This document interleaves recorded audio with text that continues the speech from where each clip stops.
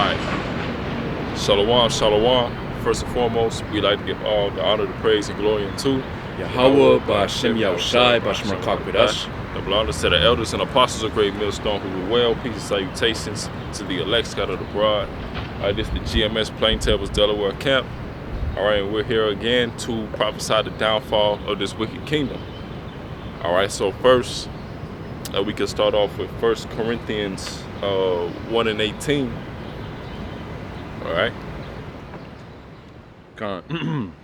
So it says 1 Corinthians chapter 1 18, for the preaching of the cross is to them that perish foolishness, but unto us which are saved it is the power of the Most High. Yeah. So, us coming out here, right, knowing who we are, all right, prophetically preaching the downfall of this place, all right, the people look at us as fools, all right, see us with the garments on, all right, the fringes, all right, coming out here with Bibles in our hands, all right, they look at us as to mock us, all right. Read that again. It says 1 Corinthians chapter 1 and 18, for the preaching of the cross is to them that perish foolishness, but unto us which are saved it is the power of the Most High. It is the power of the Most High. So there's power behind the truth that we're speaking. All right, us knowing that we're Israelites, there's power behind that. All right, because we have a blessing, a birthright, a promise that was given unto us. All right, we're the Lord's chosen people. All right, and the same way that we're the Israelites. All right, we're the people that's at the lowest estate. All right, we're the people that has to be, laughed at, mocked at, made into a byword, okay? Because that's what, that's a part of the curses, all right? Because our people went off, all right? But here we are today, we know who we are, and we coming out, we preaching it as commanded to us by, the Lord, Yahweh Ba'Shem Yahushai, whether they hear or forbear, the word still has to go out, man, the warning. And our primary job as a prophet is to give out the warning. All right, the warning of what? The destruction of this kingdom. Telling our people who they truly are. All right, what you have to do in order to Lord's will, receive that salvation. Okay? But we know that, the Lord, even though he has a chosen people on this side, he has a chosen remnant as well, which is also known as the elect. All right, let's keep on reading. God says 1 Corinthians chapter 1 and 19, for it is written, I will destroy the wisdom of the wise and will bring to nothing the understanding of the prudent. Yeah, so the Lord will destroy the wisdom of the wise. All right, what does that mean? All right, the wisdom of this world.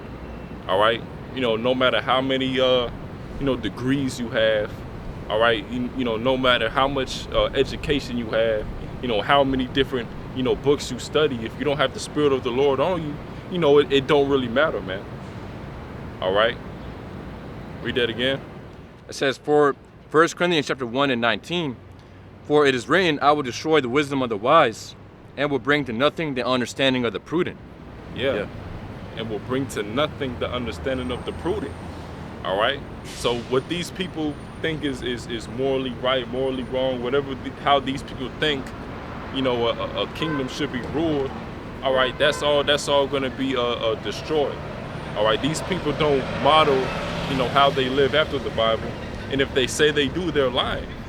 Okay, because we know that the majority of these people are Christians, Catholics, which those are very loosely based on the Bible. Okay, and it's all come from the rule of the white man, all right, coming in and bringing his philosophy and pretty much giving you that false doctrine. All right, yeah, that's right. But also the scriptures say how Yahushai thank pretty much the Heavenly Father for revealing the truth only unto babes. Yep. Meaning pretty much what Yahushai was giving thanks unto the Heavenly Father for only giving this truth onto humble and meek people. Yep. Which, of course, us brothers, we didn't come up with a upbringing, theological seminary school, and hey, I mean, of course, it might be some brothers, they might have degrees, but ultimately, when you come into the truth, you understand that all that means nothing. Yep. And brothers come from all walks of life, from the four corners of the earth. All right, so you really got to be chosen by Yahweh B'Shem Yahushai. Okay, the scriptures go into many are called, but few are chosen. Okay, so us coming out here, we know that we're being used by Yahweh B'Shem Yahushai as vessels, to preach the word. Okay, so go ahead. It says, 1 Corinthians chapter 1 and 20, where is the wise, where is the scribe, where is the disputer of this world? Hath not the Most High made the foolish the wisdom of this world? Yep. And we get our wisdom from what? All right, the wisdom, knowledge, and understanding of the scriptures. And the Lord has given us, the discernment, all right, has set up men to accurately break down the Bible, go into different words, what they mean, knowing how to read the Bible, okay? Precept upon precept, line upon line, right? Here a little and there a little, all right? Going into the Hebrew, going into the Greek, going into the meaning of words to truly understand what the Bible is speaking of, okay? And not having being a newborn babe, being able to be renewed, all right? Because you got a lot of guys who hear the word and they get offended, all right? Because they haven't completely renewed their minds, man, all right?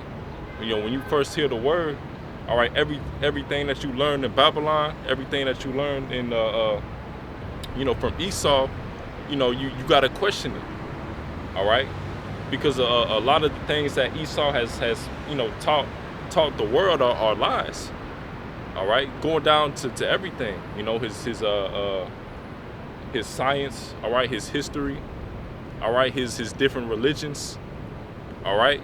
He's pretty much plagued the minds of the people, all right? So go ahead. It says, 1 Corinthians chapter 1 and 21, for after that, in the wisdom of the Most High, the world by wisdom knew not the Most High. It pleased the Most High by the foolishness of preaching to save them that believe. Exactly.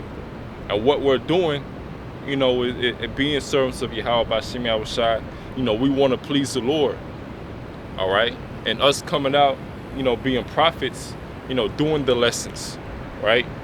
Coming in week in and week out to preach the downfall of this kingdom, all right? This is pleasing to the eyes of the Lord, putting our bodies as a living sacrifice. Let's get that. Gone. And also the scriptures say how we're going to be looked at as a spectacle among the people, meaning we're going to stand out in a certain way. Right. Obviously what we got on the garments, we got the 12 tribes signed out, we're out here in the streets preaching the Bible. I mean, we're automatically a spectacle, in itself right there. Yeah, God. And, the Hebrew Israelites, are the hot topic, all right? Everybody is talking about the Hebrew Israelites, seeing them, making videos on them, a lot of people scoffing, a lot of people, coming around, they'll give you a shalom, a lot of people coming around, just, making certain videos, disagreeing, Hebrew Israelites, I like what they say, but this and that and whatever, So it's a lot of different talking points that come with the Hebrew Israelites, all right? And we're being seen from in the four corners of the earth, all right? The Lord allowed this gospel to be preached, via the internet, all right? That's the main way that, brothers found out about the truth, through the internet, okay? Go ahead. Gone. It says Romans chapter 12:1, I beseech you therefore, brethren, by the mercies of the Most High, that you present your bodies a living sacrifice, holy, by the mercies of the Most High. So us coming out here and putting our bodies as a living sacrifice in order for a way to come back to Yahweh B'Shem Yahushai, that's mercy from the Lord. Okay? because the amount of times we went off, all right, the Lord could have just cut us off as a people, which he did for a certain period of time, all right, but he's allowed a way for us to come back to him through mercy, through Yahweh Shai, all right, because this thing is all about Yahweh Shai making his return, Yahweh Shai making his sacrifice.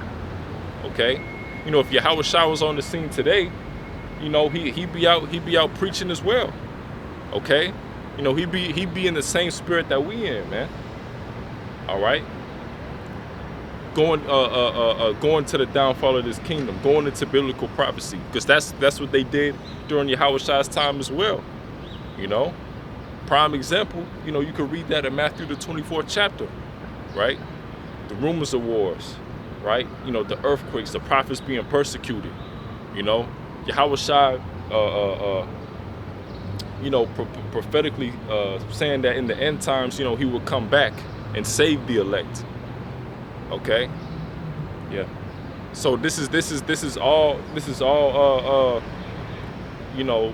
because we believe in we're the prophets of old, going into reincarnation. We're those same men that was preaching, back in those times, right? The Lord said that in Revelation 1, roughly paraphrasing that, he would pretty much come back to those who pierced him. Well, who pierced him? All right, those Romans. All right, and currently, we're in that rebirth, all right, of the Roman Empire, right? So, yeah. And also I want to add on to your point. It says by the mercies of the Most High, because we understand how what the scriptures say. Even if the Lord wanted to, he can rise up stones. They preach the word. So really, us being out here, that again, that's mercy, man.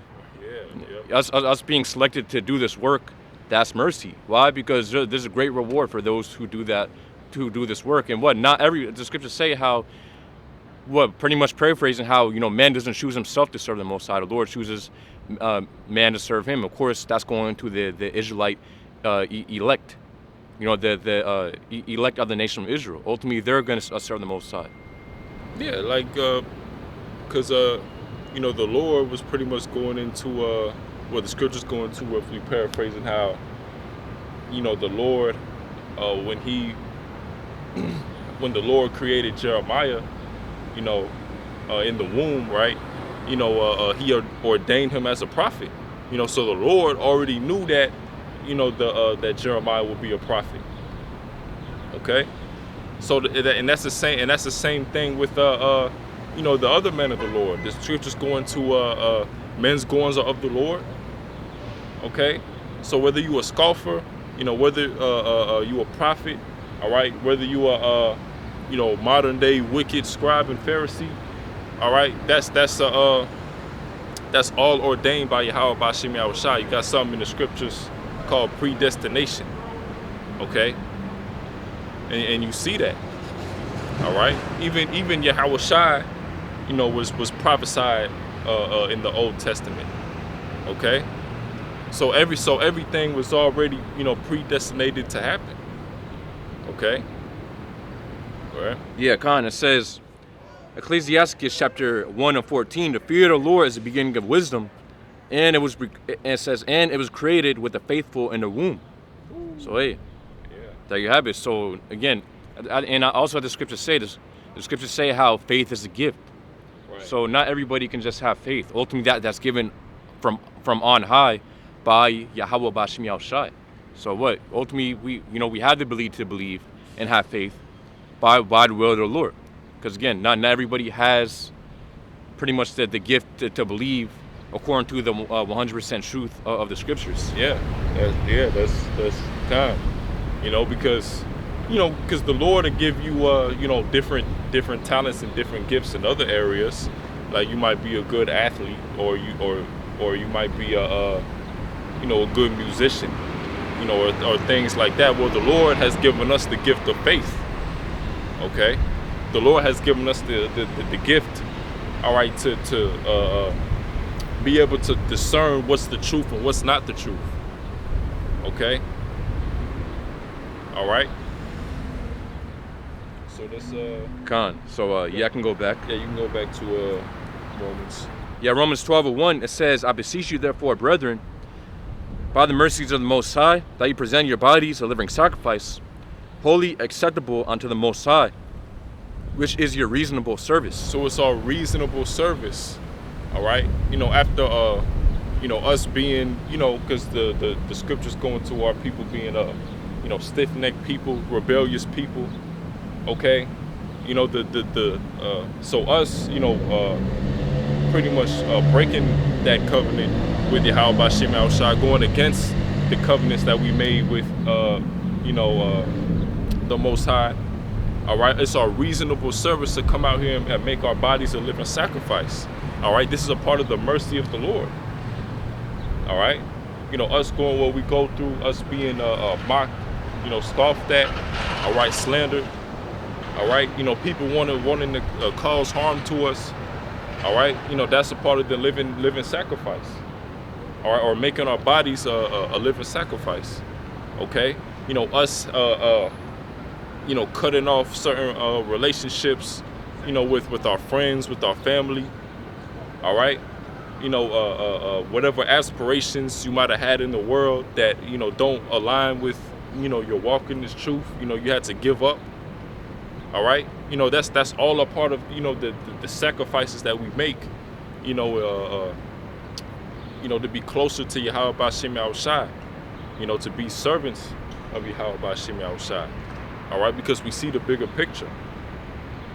All right, we understand that this ain't our rest. All right, we striving for that new earth, that new heaven. All right, we striving for the kingdom. All right, everybody wanna know. How the world can be fixed, what they got to do for everything to be fixed. Well, that righteous kingdom has to be established. That's how everything will be fixed. A righteous standard. Okay? And that's what we strive for. That's what we look for. Okay? Con, it says Romans chapter 12:2, and be not conformed to this world, but be ye transformed by the renewing of your mind, that ye may prove what is that good and acceptable and perfect will of the Most High. Yeah, so the scriptures are saying, we shouldn't be conformed to this world, meaning we shouldn't give our minds towards this place. Ultimately, we're supposed to be giving our minds onto Yahweh B'Shem Yahushua, the things eternal, because we understand that, this current era that we're in is temporal. This Esau's kingdom and this his pretty much his era. Yeah. And pretty much what this place, as we know in the book of Peter, pretty much it says how, hey, everything here will be burned up. So everything here is temporal. So why would you give your 100% towards, first of all, this place is wicked. And again, this place will be destroyed. So ultimately, it's no fruit in giving your Babylon your 100%. Yeah. And, we use the world, but not abuse it. We go out, we get our daily bread. We go to work, things of that nature. Right, but we're not looking to put all our time and effort into this place. All right, we're looking to primarily put our time and effort in what? All right, this ministry. All right, our faith. All right, our walk in this truth. That's what we look to put our time and our effort in. All right, because like the brother said, this place is gonna be destroyed. Right. We'll get real quick get 2 Corinthians 4:17, because this ain't our rest. All right, you wanted to keep a life in this kingdom, wanted to make a life in this kingdom. That comes with a lot of different things. That comes with you selling out. All right, that comes with you, conforming to the society. You have to embrace certain ideologies. All right, and it's gonna come to a point where, you're gonna have to take that MOTB. Those who want to keep their lives in this kingdom, they're gonna have to take the sea hip. All right, you won't be able to buy or sell without it. You'll be an outcast in society. Esau, he's gonna be looking to put you to death. All right, So a lot of people is going to be willing to take it. All right, and we already seen a trial run of that happen, you know, with the Ovid juice. Okay, you know, a lot of people took it. All right, a lot of people took it. You know, if you didn't take it, what was they saying? You were stupid. You know, you were selfish. All right, you know, oh, you're not a doctor, right? Oh, I'm just doing what I got to do to get my job back.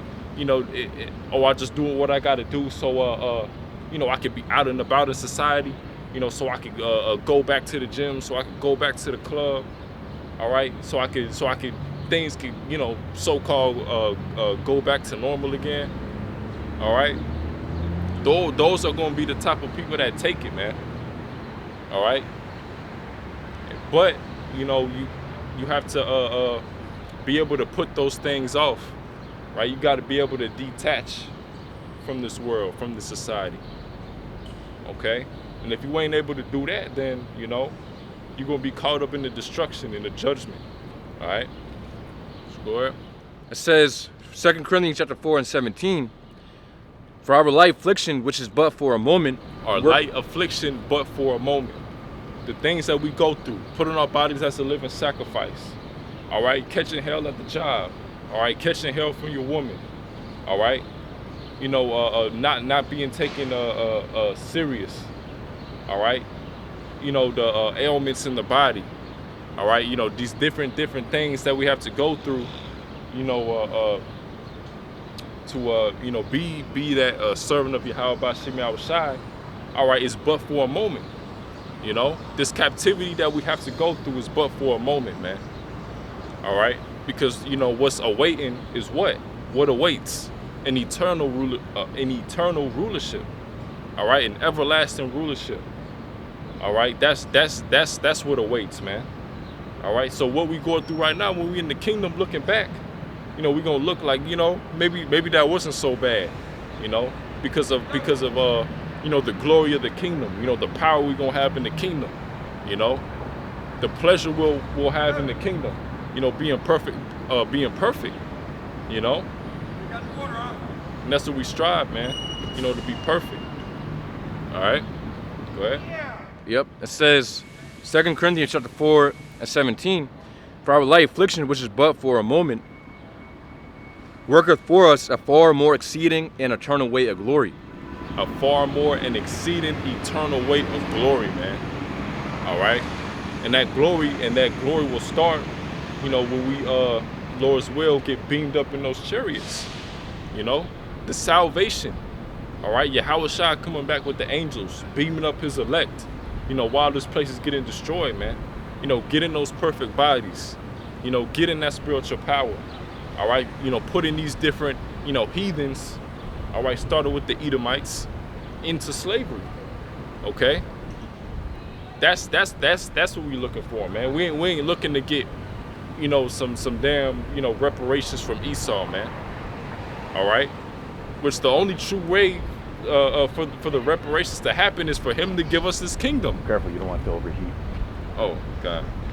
Which the only true way for Esau to give us reparations is to him to give us this kingdom and him to go into slavery. You know, but that ain't gonna happen. All right. You getting even you getting $1 million, you know, in this kingdom, that ain't enough. All right, because who's still in rulership? All right, the Edomites, the elite bankers, you know. What is $1 million to them, right? You know, they're in complete control of the money. The whole digital or this whole fiat currency, the cash, the dollar is all gonna crash. Okay. Yeah. Yeah. Go ahead. Gone real quick. It says Proverbs chapter 3 and 13. It says, "Happy is the man that findeth wisdom, and the man that getteth understanding. For the merchandise of it is better than the merchandise of silver, and the gain thereof than fine gold." Yeah, because it doesn't matter, you know, if you have millions of dollars and billions of dollars within the society, or what, just millions. Because hey, ultimately, it doesn't matter if you're a millionaire, you got a $100 million company. You're still subject onto the elites. You know, Yeah.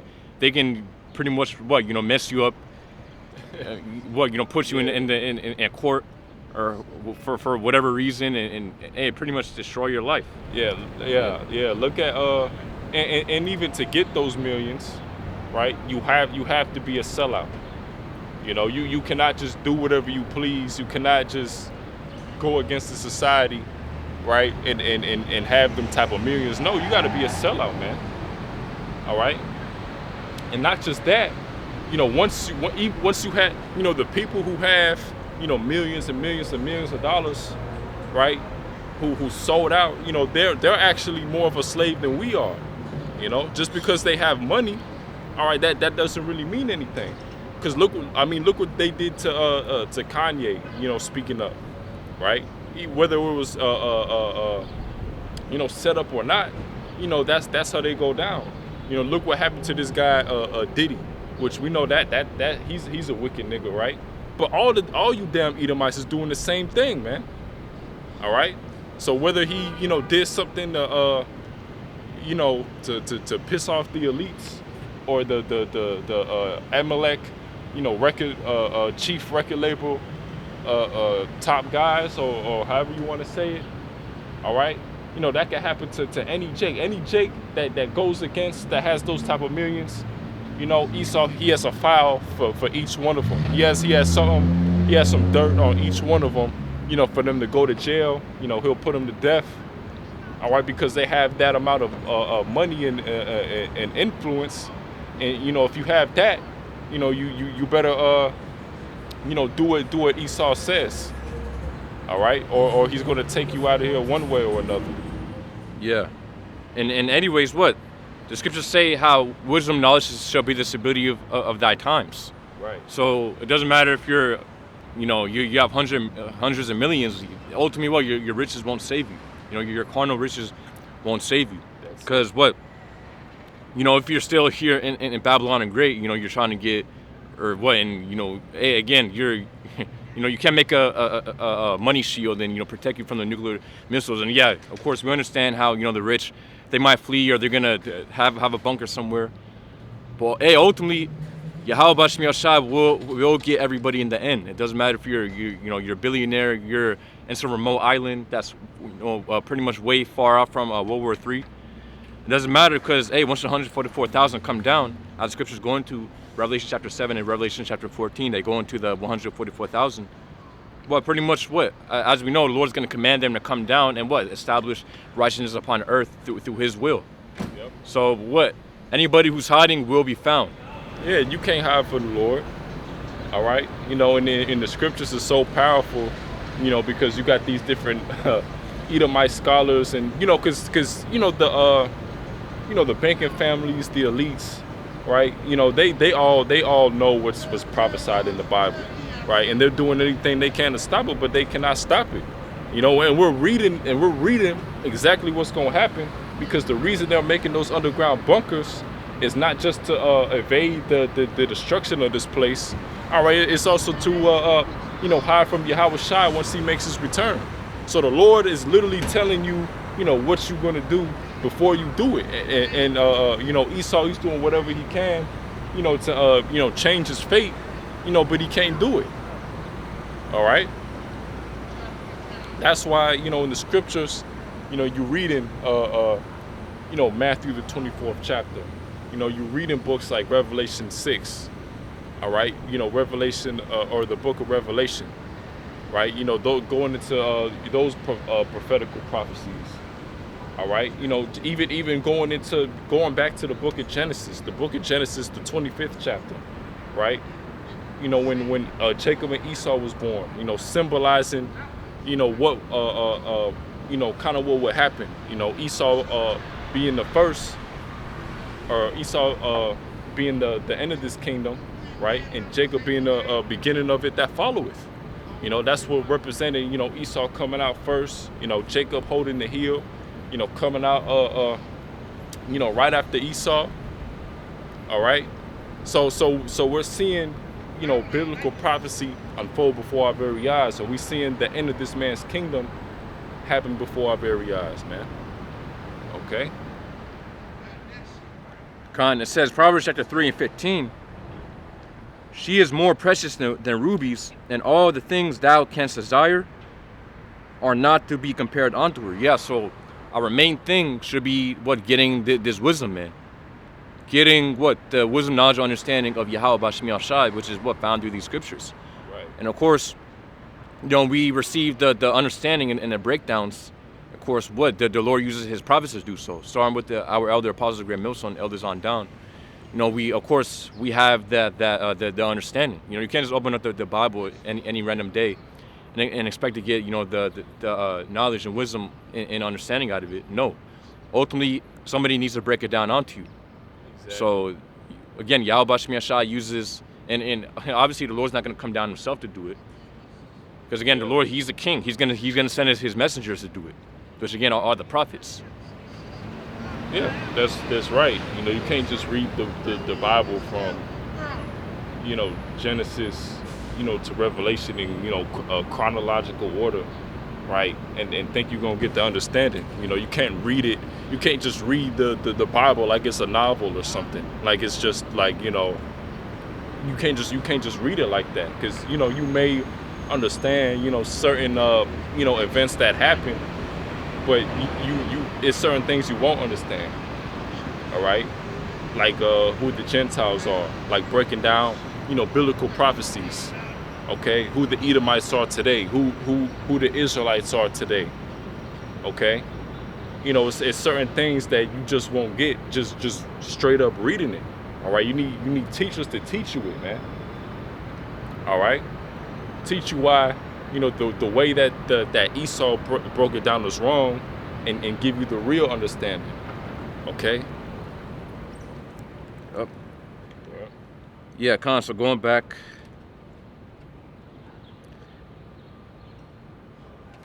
2 Corinthians chapter 4 and 17, it says, For our light affliction, which is but for a moment, worketh for us a far more exceeding and eternal way of glory. While we look not at the things which are seen, but the things which are not seen. Yeah. Get Hebrews 11 and 1, because that's what faith is, man. All right, we're not looking at the carnal. All right, we're not looking at what we can do, to get the new luxury cars, right? The Lambos, right?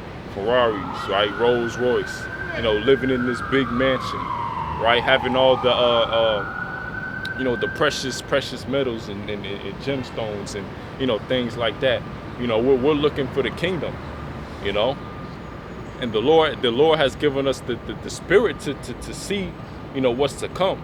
We can't even grasp the full magnitude of how great the kingdom will be, but the Lord has given us visions to see that, through different dreams, putting the spirit on brothers, right? So we have a visual in that sense. All right, but even then, we can't even grasp having just that righteous kingdom, man.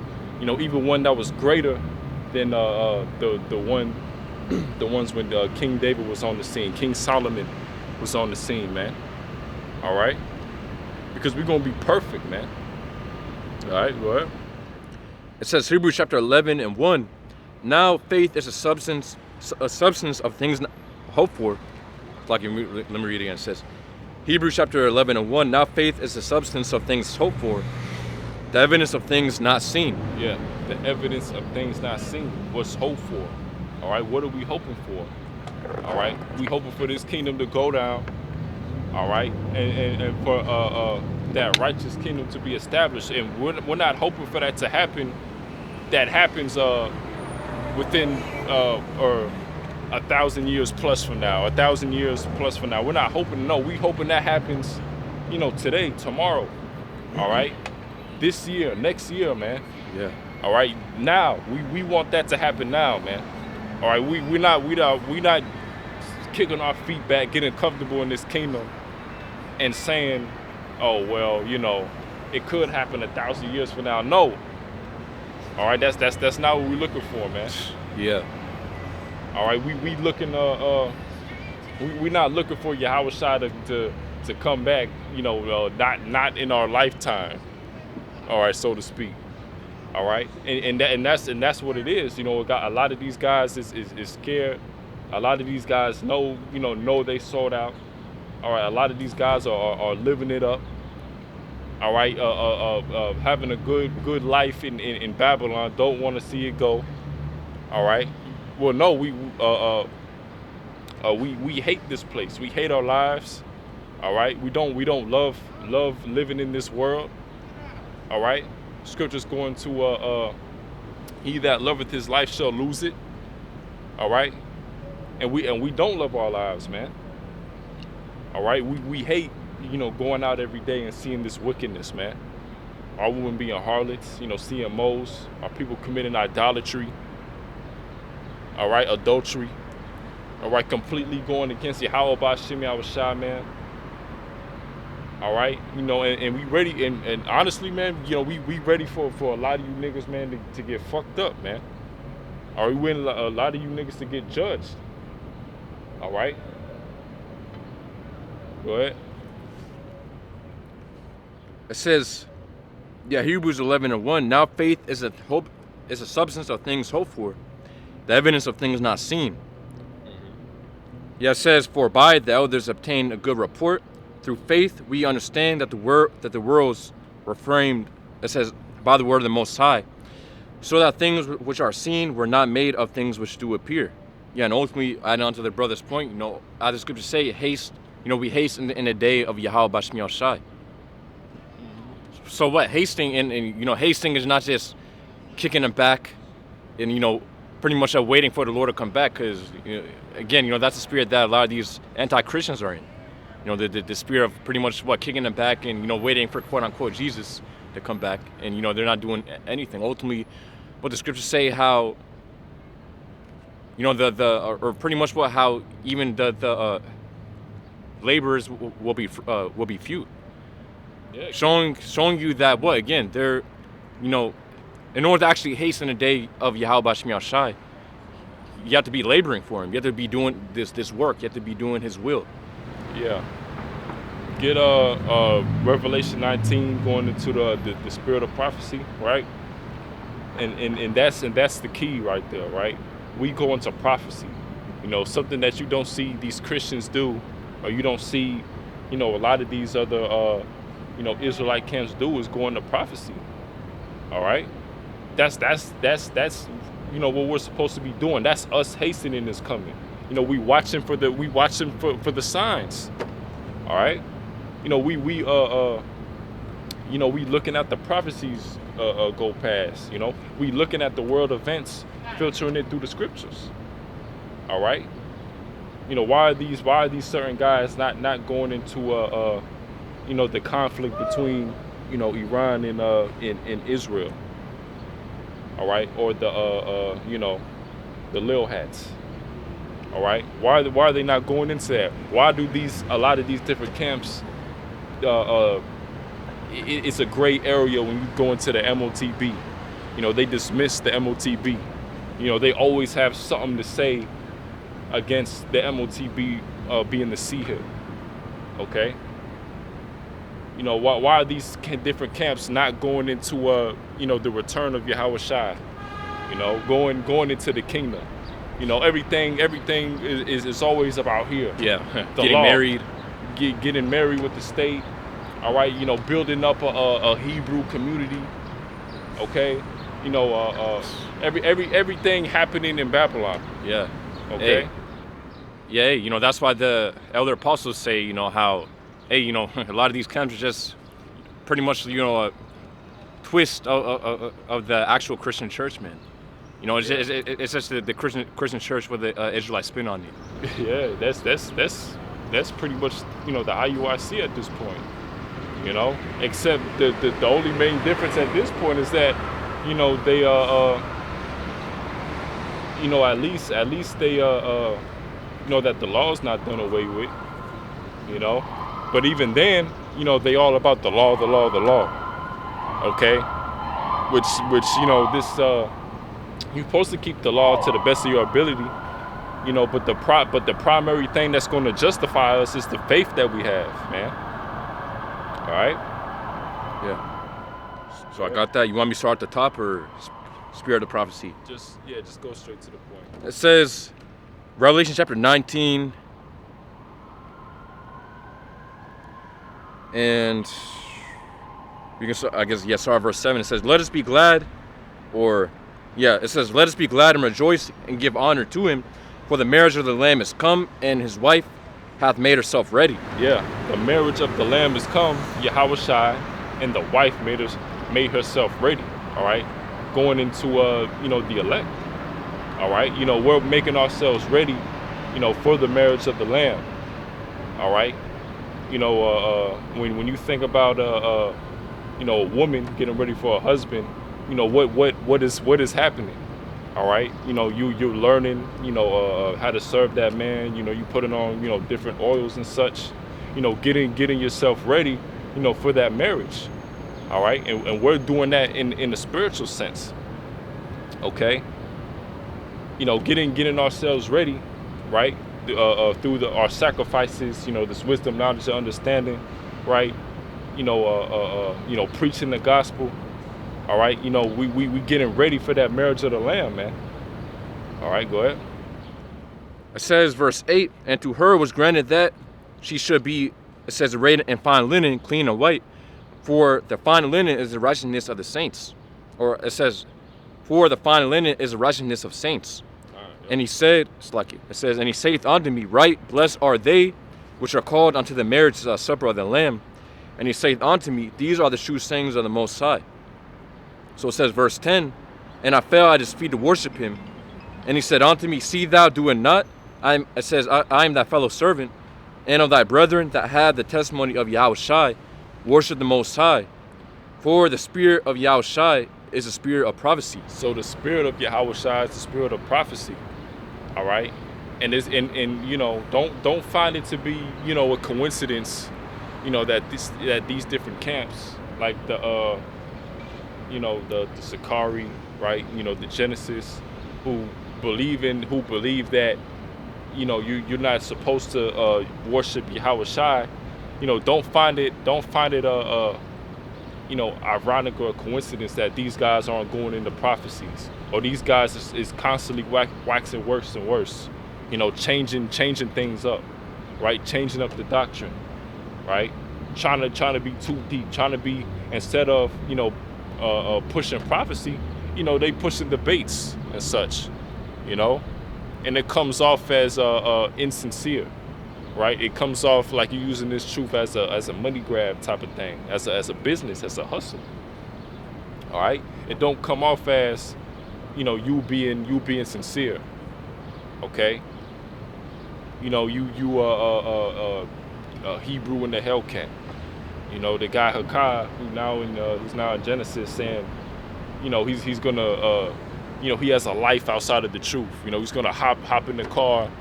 He's blessed because he can hop in the car or go in his garage and hop in something crazy or hop in something sick. These are the mindset of these guys. Having a life, outside the truth. Well, this truth is our life, man. And all that extra shit, man. The luxuries of this wicked kingdom. That don't move us, man. That don't really excite us. And it's not nothing wrong with having, nice things, right? But you see that, but you can see the spirit on certain individuals when that's all they about, man. Being flashy, just having it, looking like you got it, getting to the bag, so to speak. All right.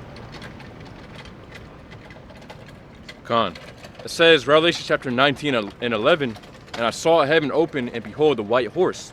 And he that sat upon him was called Faithful and True, and in righteousness he doth judge and make war. Yeah, and ultimately we understand how that white horse is symbolic unto that chariot that Yahushua is going to come back in. Of course, when you go into 2 Ezra chapter 13, it goes into how Yahushua is going to come back. Pretty much Ezra's likened it onto a mountain because how massive it was. So he's pretty much looking around to see if a mountain was uprooted out of the earth. That's how big Yahushua's chariot was. Yeah, and man, imagine everybody's gonna see it. The whole sky is just gonna be chariots, man. just chariots just coming down, man. You know, seeing the elect get beamed up, man. You know, people are going to be scared. People are going to be nervous. All right. You know, and ultimately, you know, people will know that, you know, we was preaching the truth the whole time, right? Ezekiel the 33rd chapter, right? And then they shall know that a prophet hath been among them.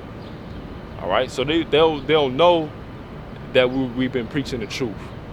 All right, even before that, you know, Jacob's trouble. All right, they gonna know. All right, you know, people are gonna be looking for the prophets. You know, you got the book of the famine of the word. People are gonna be looking for the prophets. All right. Yeah, Khan. Yeah, it says, yeah, Revelation 19 and 11, to read again, says, and I saw heaven open, and behold, the white horse, and he that sat upon him was called Faithful and True, and in righteousness he doth judge and make war. And ultimately, that's what Yahushua is coming back. He's coming back to make war upon the planet Earth. Ultimately, what? The Lord's coming, or what? The Lord's stirring up these other nations to make a war amongst themselves. But Yahushua is coming back, well, ultimately to finish the job. Exactly. You know? Yep. So the Lord's killing two birds with one stone. You know, stirring up these other nations to fight against one another. You know, to cause a lot of destruction. As we know, what they're going to shoot their missiles upon Babylon the Great, which according to the scriptures is America. Yep. And what ultimately, once Yahushua comes back,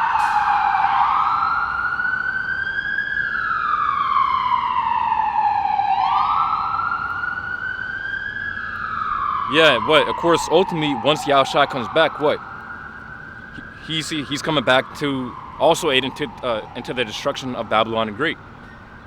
So what? As we know, again, 2 chapter 13, we have that energy, or pretty much, you know, that the weapon, you know, the energy output that these chariots can emit. You know, what goes into high concentrated fire. You know, or goes into the tempest mixed with the flaming breath and fire. Basically paraphrasing, when you mix all that together, obviously you get a laser beam. You know, right. High powered plasma. Yep. So it says, Revelation chapter 19 and 12, his eyes were as a flame of fire, and on his head were many crowns, and he had a name written that no man knew but he himself. Yeah. His head had many crowns, meaning what?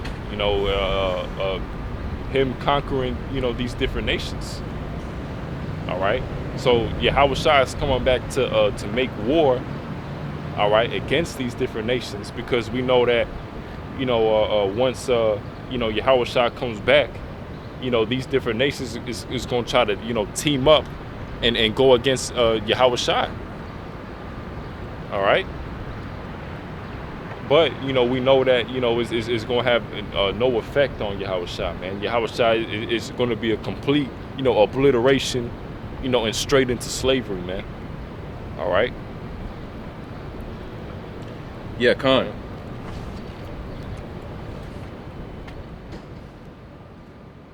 So it says, Revelation chapter 19 and 13, and he was clothed with a vesture dipped in blood, and his name is called the Word of the Most High. Which, you know, some guys say, oh, you know, so his name isn't Yahushua. Well, ultimately, no, this is symbolic. It says, and his name is called the Word of the Most High, because that's the spirit that he's coming in. Right. It says, verse 14, and the armies which are in heaven followed him upon white horses, clothed in fine linen, white and clean.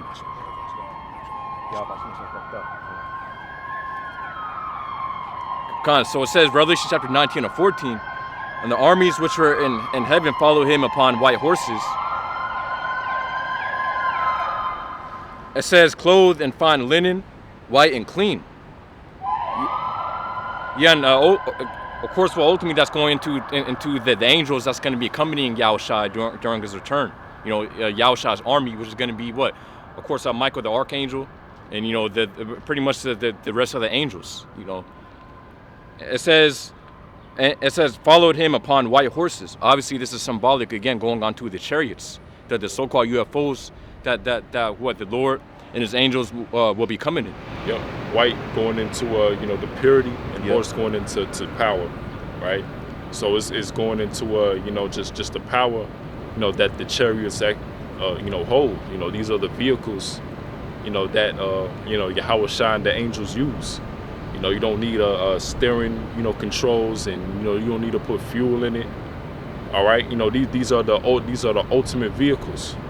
All right, go ahead. Yeah, ultimately it goes in Ezekiel chapter 1, how the angels, they're able to control the chariots, with just their mind. Yep.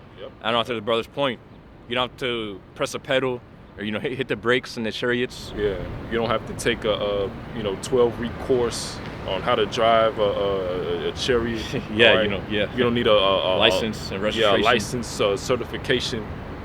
You just when you're on the chariot, man, you're just gonna know how to drive it. And it ain't just anybody just gonna be in the chariots.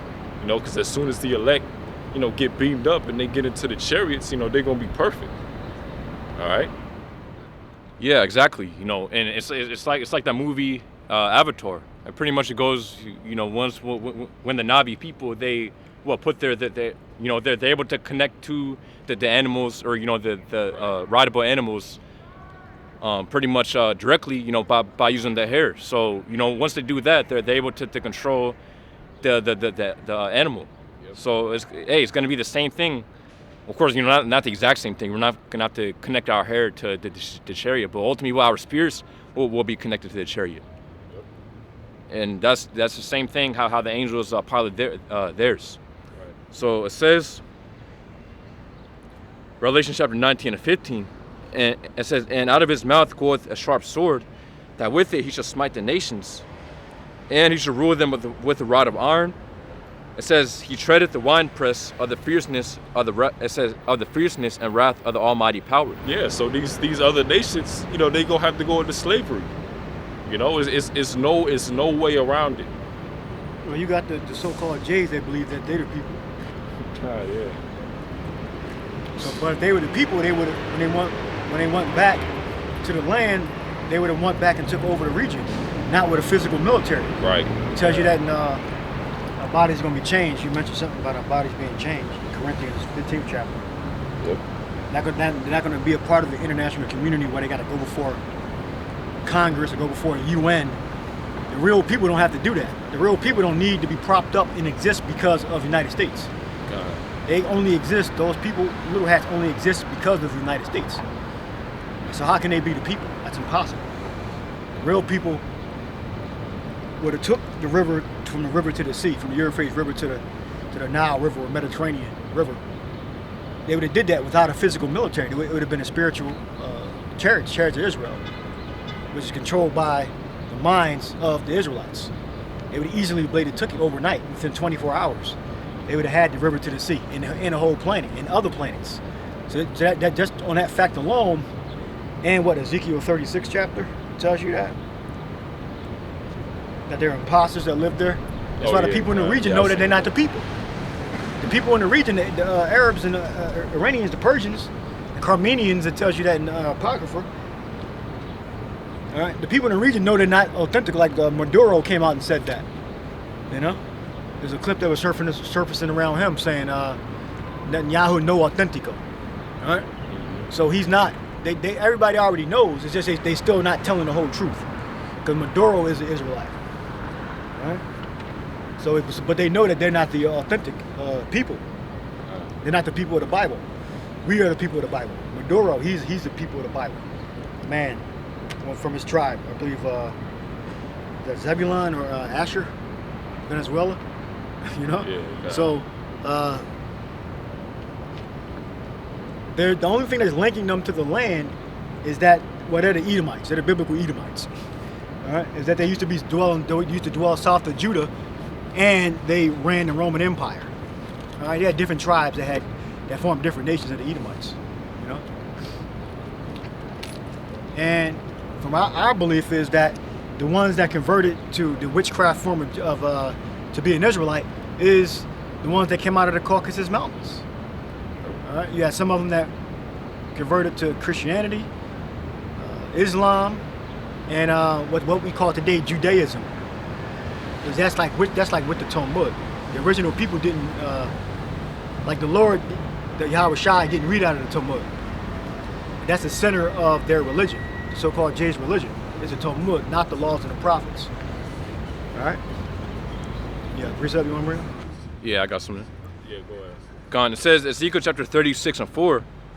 It says, therefore, ye mountains of Israel, hear the word of the Lord Yahweh. Thus saith the Lord Yahweh. It says, to the mountains, and to the hills, and to the rivers, and to the valleys, to the desolate waste, and to the cities that are forsaken, which became a prey, and it says, and derision to the residue of the heathen that are round about. It says, therefore, and ultimately what the scriptures say, how the real Israelites will be conquered and in a lower state. So, you know what? The Israelites are not going to go back to the land of Israel and be weak. And not be in power and be in charge and control everything. The real Israelites, when they return to the land, they're going to be all powerful. Yeah, right. They're not going to have to negotiate and you build missiles and get aid from the United States. Yeah. So if you believe that those are the people, you must not understand what the prophecy is. It tells you that they're going to be built again. There's going to be peace in the land. I believe it goes into it. That same chapter. Yeah, Khan. So what is it? You know, have those small hats been saved and delivered to the land of Israel, Delivered into war. Yeah. It don't make sense. Yeah. So it's either that, but now they keep on going back and forth. So pretty much at one point they've been saved, but now at one point they're being surrounded again and being overtaken by the heathen. Because as we know, the small hats, they love to pretty much put themselves as victims. Well, that's the fact that the U.S. is a heathen too.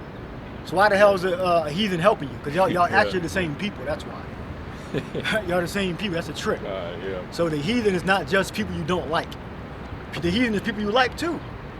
That you can trade with, that are friendly. Yeah. You being a heathen doesn't mean you're just the enemy, or you don't like them. You can like heathens. They're still heathens though. But Yeah, because the scriptures don't go into the Israelites being backed by Babylon to go into war with these other nations, other heathens. Other heathens. We're supposed to be lowest of the low, right, and wait upon Yahweh Shai's return, all right, in order to go back to that land, and once we're back in that land, we're going to be ruling, all right. It's not going to be no wars, all right. Yeah. I got a precept as well. It's a little. Okay. Yeah. It says Ezekiel chapter 36 and 5. Therefore, thus saith the Lord Yahweh, surely in the fire of my jealousy have I spoken against the residue of the heathen, and against all Idumea, which have appointed my land into their possession. It says, with the joy of all their heart, with the spiteful minds to cast it out for a prey. Right, and the Arabs cannot be Edomites because they come from Ishmael. Yep. It's impossible. Yep. They're Ishmael. They're not Edomites. So Netanyahu was saying he'll mention that they're Edomites every now and again. They're Arabs. They're not Edomites. They have a distinct culture and genealogy. Netanyahu's an Edomite. He's destroying this country, which is all some kind of big sick plan anyway. They might do a resolution that they might bring the chip in. Might be a false flag, or the sleeper cells wake up in America that because of the border issue, and then they do some kind of 9/11 thing, declare martial law. We expect it. We know something's going to happen. All right, so they tried to pull it off in 2008, 2001. It didn't work. They needed more time. 2003, 2008, 2014, 2024. I mean, they've tried it. 2025, 2019, 2020. But they needed more time to bring forth their demonic plan. The hour of temptation. They're going to bring it about. Our temptation is coming, just building up. Because we really thought in 2008 that Obama was going to be the guy. The healthcare bill. It says implantable devices that are life-supporting and life-sustaining. We thought Obama was the guy. Obama wasn't the guy. We think it's Trump now. All right? We thought of the first gay president, first so-called biracial black president. We thought it was him, especially when the health care bill came out. Devices that are implantable, that are life-sustaining and life-supporting, in plain English, in the health care bill, 2008, whatever the year it was, 2008, 2009, whatever he put the health care bill out. And that was big. I was going, oh, that's when AJ was still on YouTube. Then they got rid of his ass because they sued him for defamation, and YouTube kicked him off. But he was him. It was a lot of other YouTubers that were on YouTube that are no longer like a good creating content or shifted or got old or threatened or murdered or whatever. But yeah, we were on that. We were on the healthcare bill. But now we think it's Trump. Now Trump is the guy. All right. So what the prophecy is that in Revelation 13 and 15 on down, is that the beast system, which is the enforcement, the laws. What can they enforce?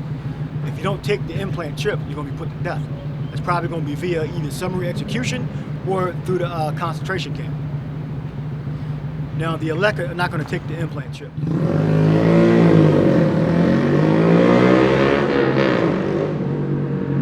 The elect are not gonna take the implant chip. Only the 2/3 of Israel and the rest of the nations. Even Maduro, he's gonna put that chip out. Iran, the Ayatollah, he's gonna put that chip out. Yep. All right, Iraq, they're gonna put that chip out. Those fake J's, the little hats, they're gonna put that chip out. African nations are gonna put that chip out. The Asian nations, they're gonna put that chip out. Australia, they're gonna put, their government's gonna put that implant out, because scriptures say all the world. All right, so they're all gonna agree. So even though they're fighting now, they're all going to agree. Could you finish that? Yeah, Khan.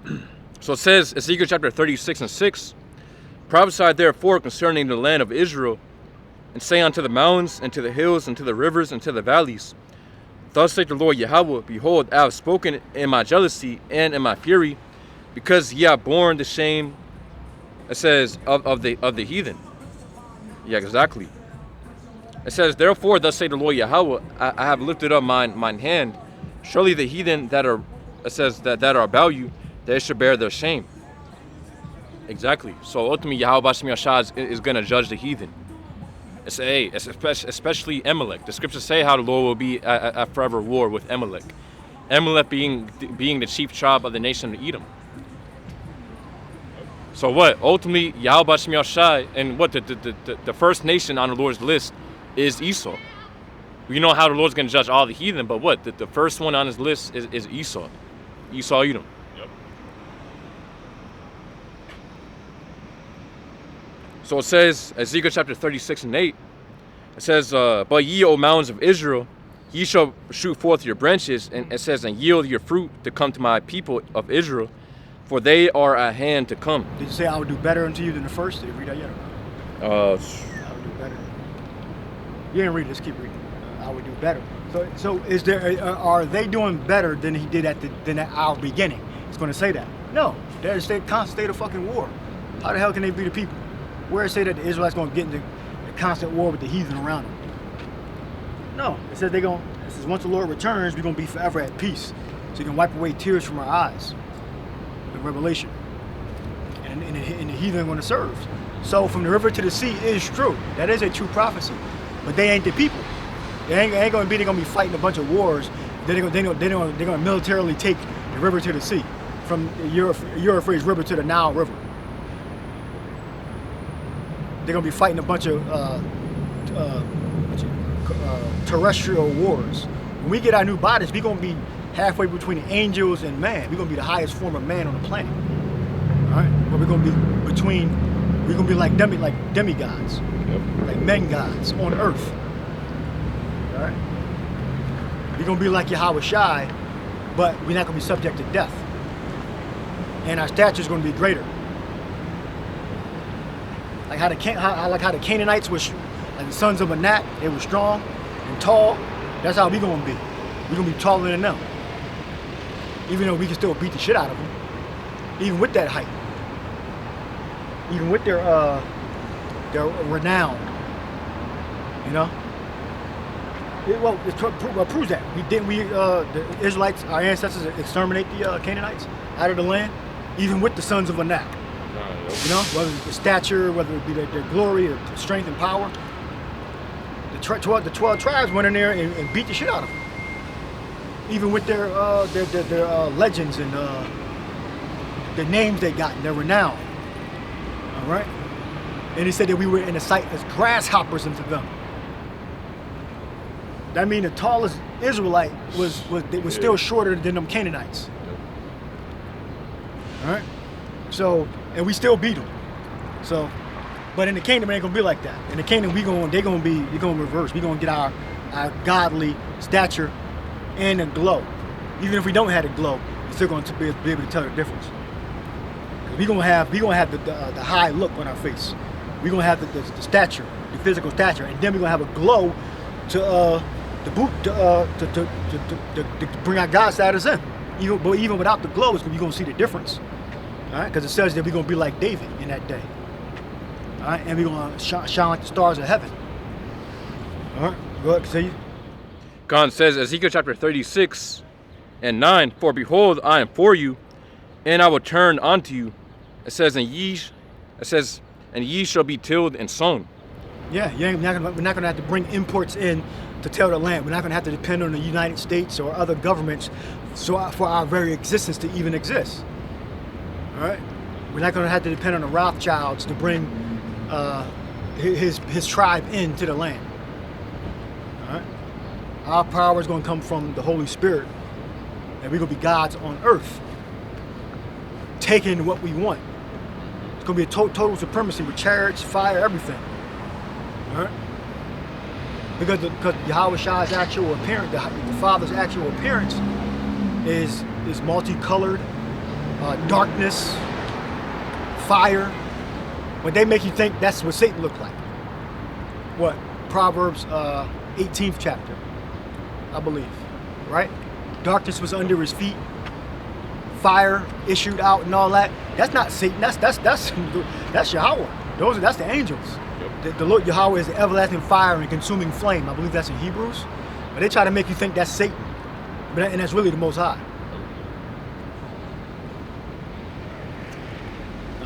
Continue. God. So it says Ezekiel chapter 36 and 10, and I will multiply men upon you, all the house of Israel, right. Even most Israelis, I believe, have 2 passports, if I'm not mistaken. Or there's a large number of them anyway. But I did hear they got a U.S. or a British passport, and they got an Israeli passport. I wonder why. So they can get the fuck out of there when them damn bombs start flying. Yep. All right. Go ahead.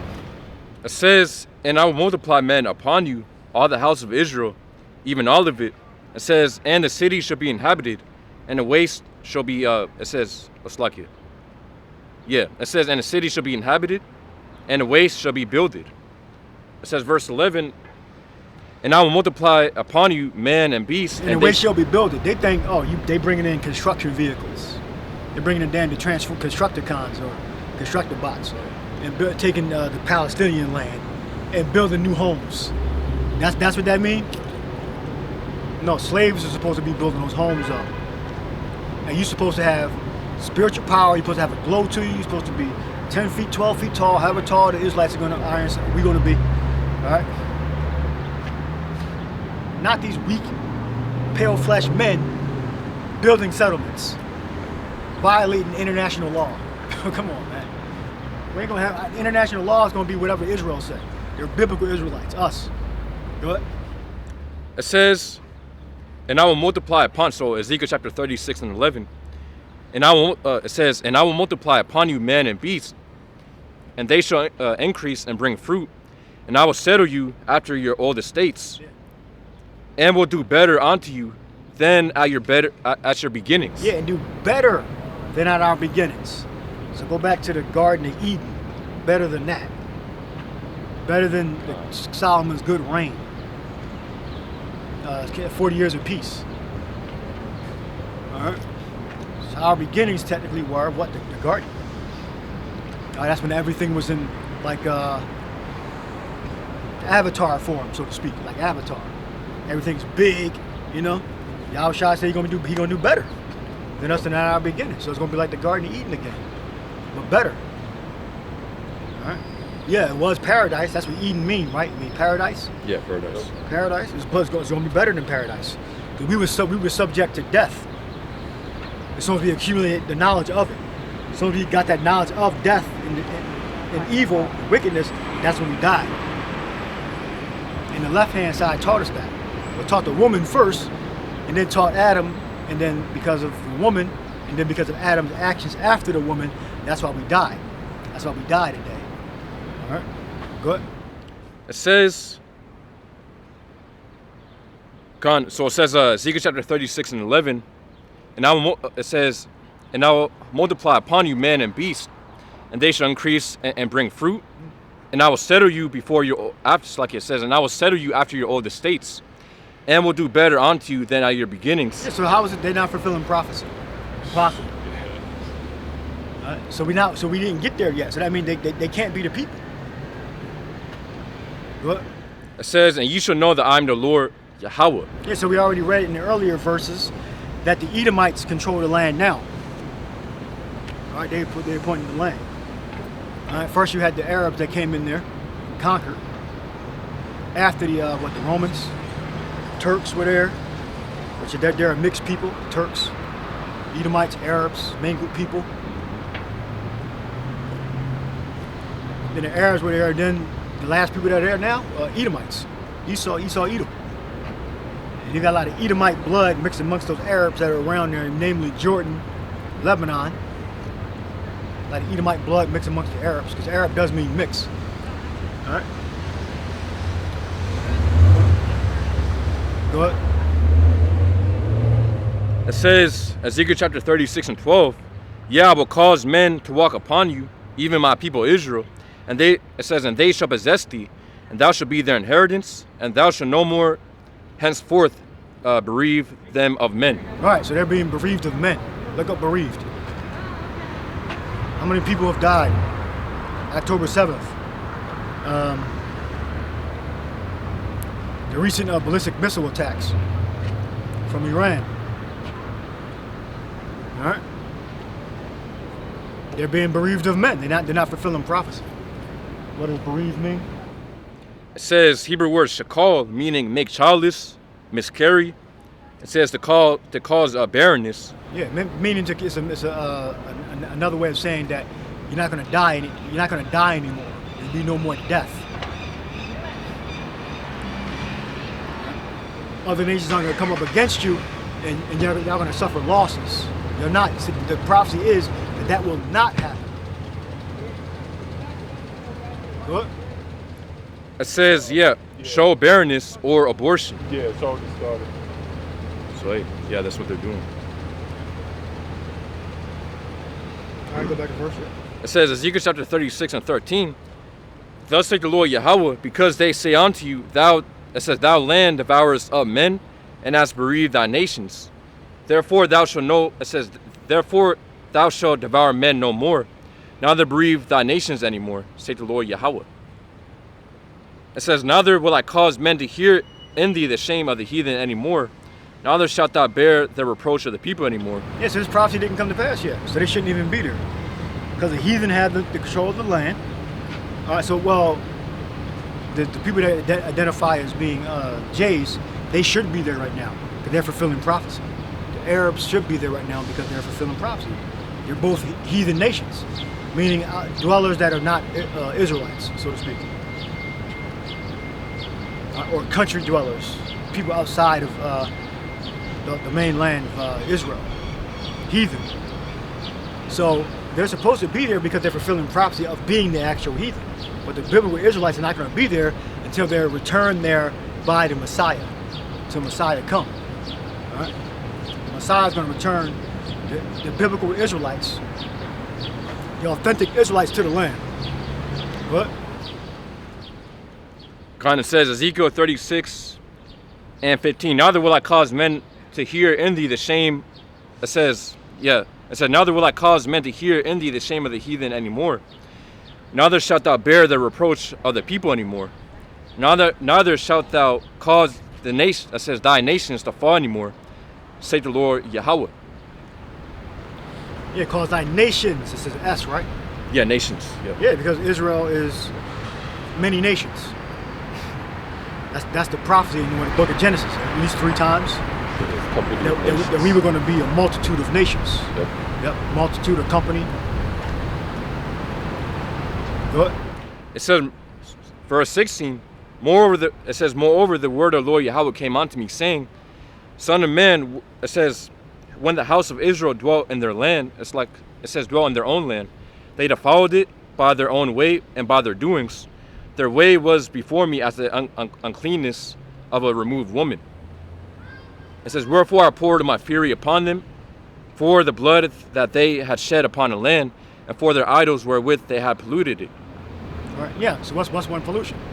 Tel Aviv Yafo. It's known as Pink City. All right. Look that up. Tel Aviv, known as Pink City. So how they're in direct violation of the law and of the Gospels. They came to the land, named it Tel Aviv Yafo, and they have I believe the world's largest sodomite parade or acceptance, something the largest of, but it's in the land of Israel now, so they can't be the people, because the brother just read that when our ancestors were there, we polluted the land through transgressions. Sodomy is a big one.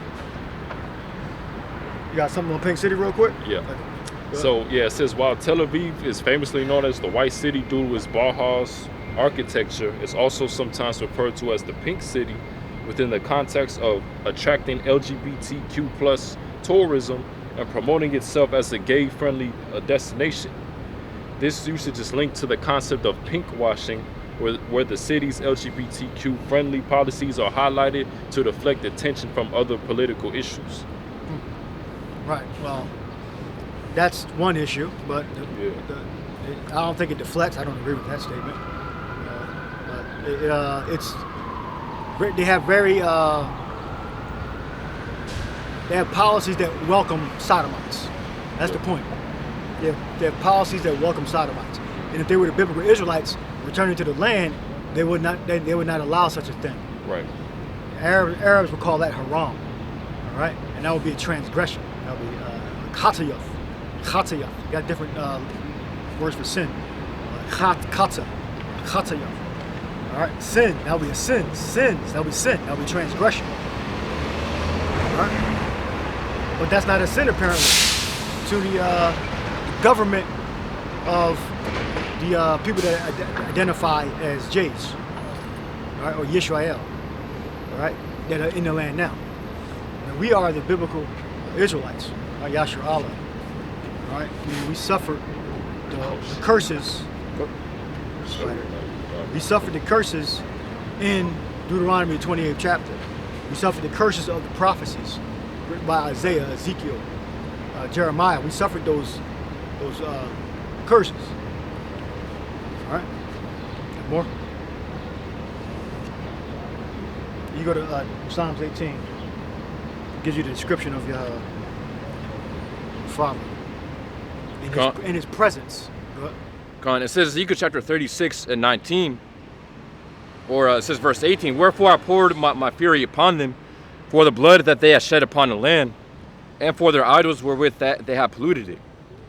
It says verse 19. And I scattered them among the heathen, and they are dispersed through the countries. Yeah, so we weren't only dispersed in Europe. We're dispersed in Africa and in Asia, and into the uttermost parts of the earth. So why is it that their people only come from Poland, Russia, Estonia, Romania, Germany? That's not all over the earth. Spain. All over the earth means all over the earth. It means Europe, Africa proper, South America, North America, Asia. The biblical Israelites are dispersed all over the earth, not just in Europe.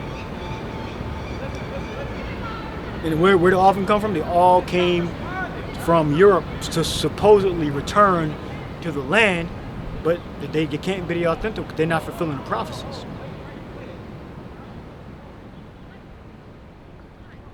It says, according to their way and according to their doings, I judge them.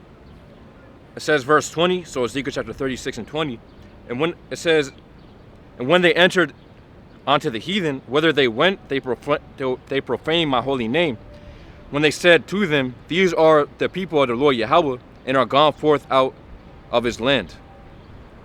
It says, but... Yeah, exile. They were exiled. Our ancestors were exiled, and they fled into Africa, Europe. Well, they were already in Europe, but these are the places we went: north, south, east, and west. We mainly went into Europe and went into Africa. And then the other tribes, during the Syrian captivity, they sailed across to the New World, and they stopped, in Africa, and they continued across the Atlantic. What? It says, verse 21, Ezekiel chapter 36. Yeah, and they had prophets among all the tribes, right? So they were guided there. It wasn't a natural thing how the 10 tribes came to America. That was guided. They were guided by angels, by spirits, by prophets to get from the Euphrates River to Africa to the New World. All right, they didn't just sail directly to the New World unless they got transported there with spaceships. All right, but it's likely that they sailed. All right, as the scriptures say, they sailed from Ashtoreth, if I'm saying it right, to the New World, and it is likely that they stopped. It's more than likely that they stopped in Africa on different posts that they knew about, different ports that they knew about, and they were guided by the angels. That wasn't a natural voyage, meaning that they were on their own. It was a spiritual voyage from the Syrian captivity, the 10 tribes, to make it to the New World. Right? It says Ezekiel chapter 36 and 21. It says, but I have pity for my. It says like it says, but I have pity for mine holy name, which the house of Israel had profaned among the heathen, whether they went. Yeah, no. So that's what the punishment was. If we were going to profane the Lord's name, meaning don't call upon it, worship the gods of the other nations, defile our house of worship, not keep the commandments that were given to us by our fathers, then we were going to go into captivity and be scattered abroad throughout the earth. That's the punishment. And now the blessing is that Israel is going to return to the land with being perfect. We get 2 Corinthians, give me that, twinkling of an eye. You stay where you at. You got Psalms 18? Oh yeah, I had it, yeah. Get 2 Corinthians, the 2 Corinthians, the twinkle of an eye, the last trump, 15, I think it's 2 Corinthians, 1 Corinthians. Go ahead, read, you got it? Gone. It says 1 Corinthians chapter 15 and 50, now this I say, brethren, that flesh and blood cannot inherit the kingdom of the Most High. Neither doth corruption and inherit incorruption. Behold, I show you a mystery. We shall not all sleep, but we shall all be changed. It says in a moment. Yeah, it's not everybody on earth. It's just referring to the Israelites. All right? The message is to Israel. What? It says in a moment, in the twinkling of an eye, at the last trump, for the trump shall sound. It says, and the dead shall be raised incorruptible, and we shall be changed. Yeah. We're not going to be in the land of Israel with small borders the size of New Jersey. You don't have large borders from the river to the sea, so to speak. All right? And the whole earth and other planets. Flesh and blood is not going to inherit the kingdom, nor the land. All right? The land of the masses of the Israelites are not going to return to the land by natural means, by heathen. Heathens aren't going to help the government body of the Israelites to return to the land. All right, that's going to be done by the Messiah. All right, that was it. God, it says, it says. So 1 Corinthians chapter 15 and 53, for this corruptible must put on incorruption, and this mortal must put on immortality. So when this corruptible, it's like it says, shall have put on incorruption, and this mortal shall have put on immortality, then shall be brought to pass the saying that is written, death is swallowed up in victory. That's Isaiah. death is swallowed up in victory. O death, where is thy sting? All right? Gone. So we're not going to die. We're not going to die. We're not going to die in war anymore. We're not going to die from diseases. All right? We're going to live forever. What? It says, verse 55, O death, where is thy sting? O grave, where is thy victory? The sting of death is sin, and the strength of sin is the law. Yeah, so because we are not perfect, we can't keep the law perfectly. That's why we had to be put under grace, so you wouldn't have to die. All right? Well, so we could have forgiveness of sins, as it said. All right? So when we come back in our next iteration, we'll have forgiveness of sins. Just spirit back in the flesh. Go ahead. It says, but thanks be to the Most High, which giveth us the victory through our Lord Yahushua Mashiach. Verse 58. Yeah, and then the so-called Jays don't even believe in the Messiah. When is the Messiah going to come for them? When they're getting beaten battered with missiles, ballistic missiles, hypersonic missiles, hospitals are getting hit, right? That's what they're saying, right? What? It says, therefore, my beloved brethren, be steadfast, unmovable, always abounding in the work of the Lord, for as much as ye know that your labor is not in vain in the Lord. Yeah, it's not in vain. Meaning our preaching and our faith, and our holding our faith in the midst of the different heathen, that eventually we're going to have that time, the hour of temptation, time of Jacob's trouble. That's going to come upon us. All right? And the hour of temptation was going to come upon the whole world. But Jacob's trouble, that's going to come on the Israelites. That's about it? Yeah, kind of. That's it. All right, just read, it's in the 2 Samuel 22, I believe, also.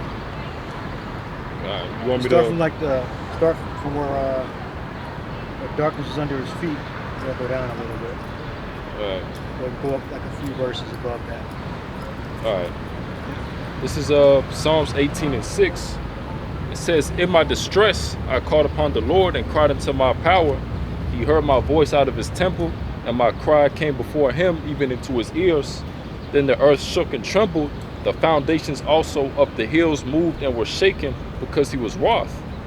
There went up a smoke out of his nostrils, and a fire out of his mouth devoured. Yeah, so how was that? That's describing Yahweh the Father. All right, and angels. All right? That's how the angels and the Father look. That's how the spirits look in their true form. All right, and they have the ability to shoot their lasers and fire out of their ships. All right, that's not Satan. Satan don't look like that. Whenever you heard Satan being in the scriptures being surrounded with fire, I don't think there is a description. Oh, they might say the beast. All right, the beast and Satan are two different things. The beast is an organization of men. All right, Satan is a spirit. All right, but. Yep. And then he has his physical counterpart, which are the Edomites.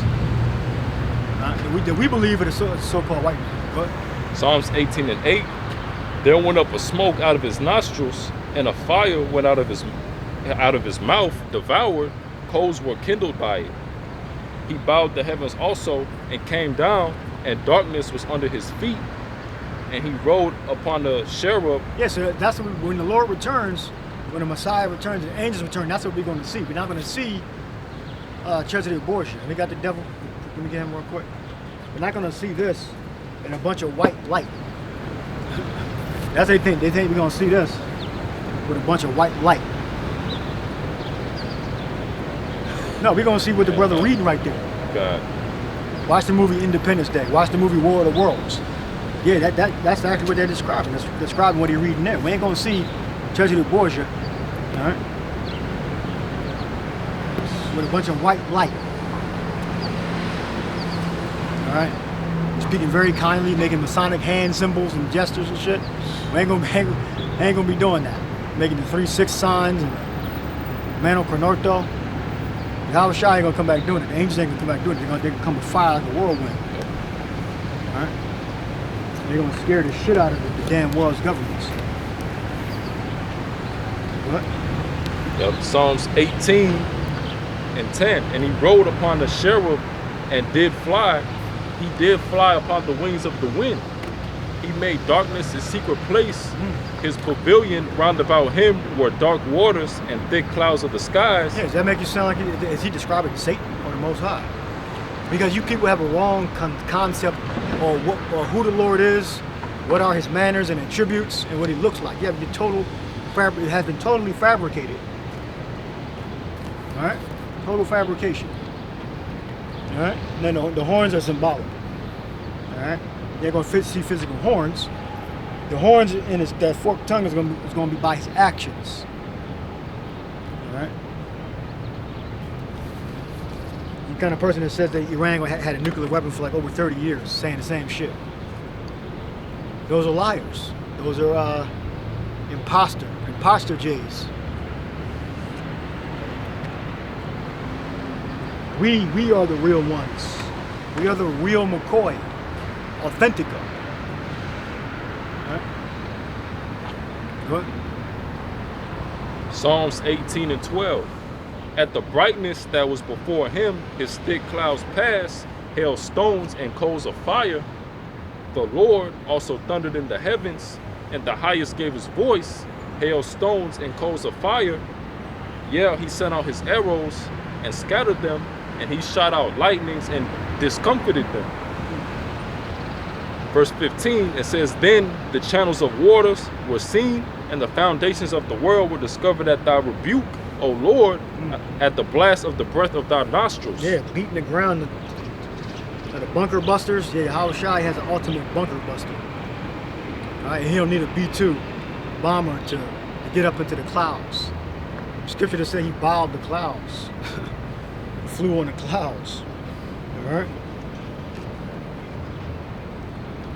Read that verse again. Yep. Psalms 18 and 15. Then the channels of waters were seen, and the foundations of the world were discovered at thy rebuke, O Lord, at the blast of the breath of thy nostrils. Yeah, the blast of the breath. We can do voice isolation. The blast of the breath. All right, that doesn't seem like that the Lord is a nice guy. Discovered the foundations of the earth. I mean, he got the power to use the ultimate bunker buster. All right, that can get burned to the lowest hell. You know. What? Verse 16, he sent from above, he took me, he drew me out of many waters, he delivered me from my strong enemy, and from them which hated me, for they were too strong for me. They prevented me in the day of my calamity, but the Lord was my stay. Yeah, so that was what? The Lord fighting for David, the Lord fighting for the Lord's army. That's the sons of Israel. All right? So the angels went before David and before Saul and Moses to fight for our ancestors. We didn't need heathens' help to fight for us, like Netanyahu would say. They're being refueled, and apparently they may be shooting, I think they are shooting rockets from Iraq into Iran. What? Psalms 18 and 19. He brought me forth also into a large place. He delivered me because he delighted in me. The Lord rewarded me according to my righteousness, according to the cleanness of my hands hath he recompensed me. For I have kept the ways of the Lord, and have not wickedly departed from my power. For all his judgments were before me, and I did not put away his statutes from me.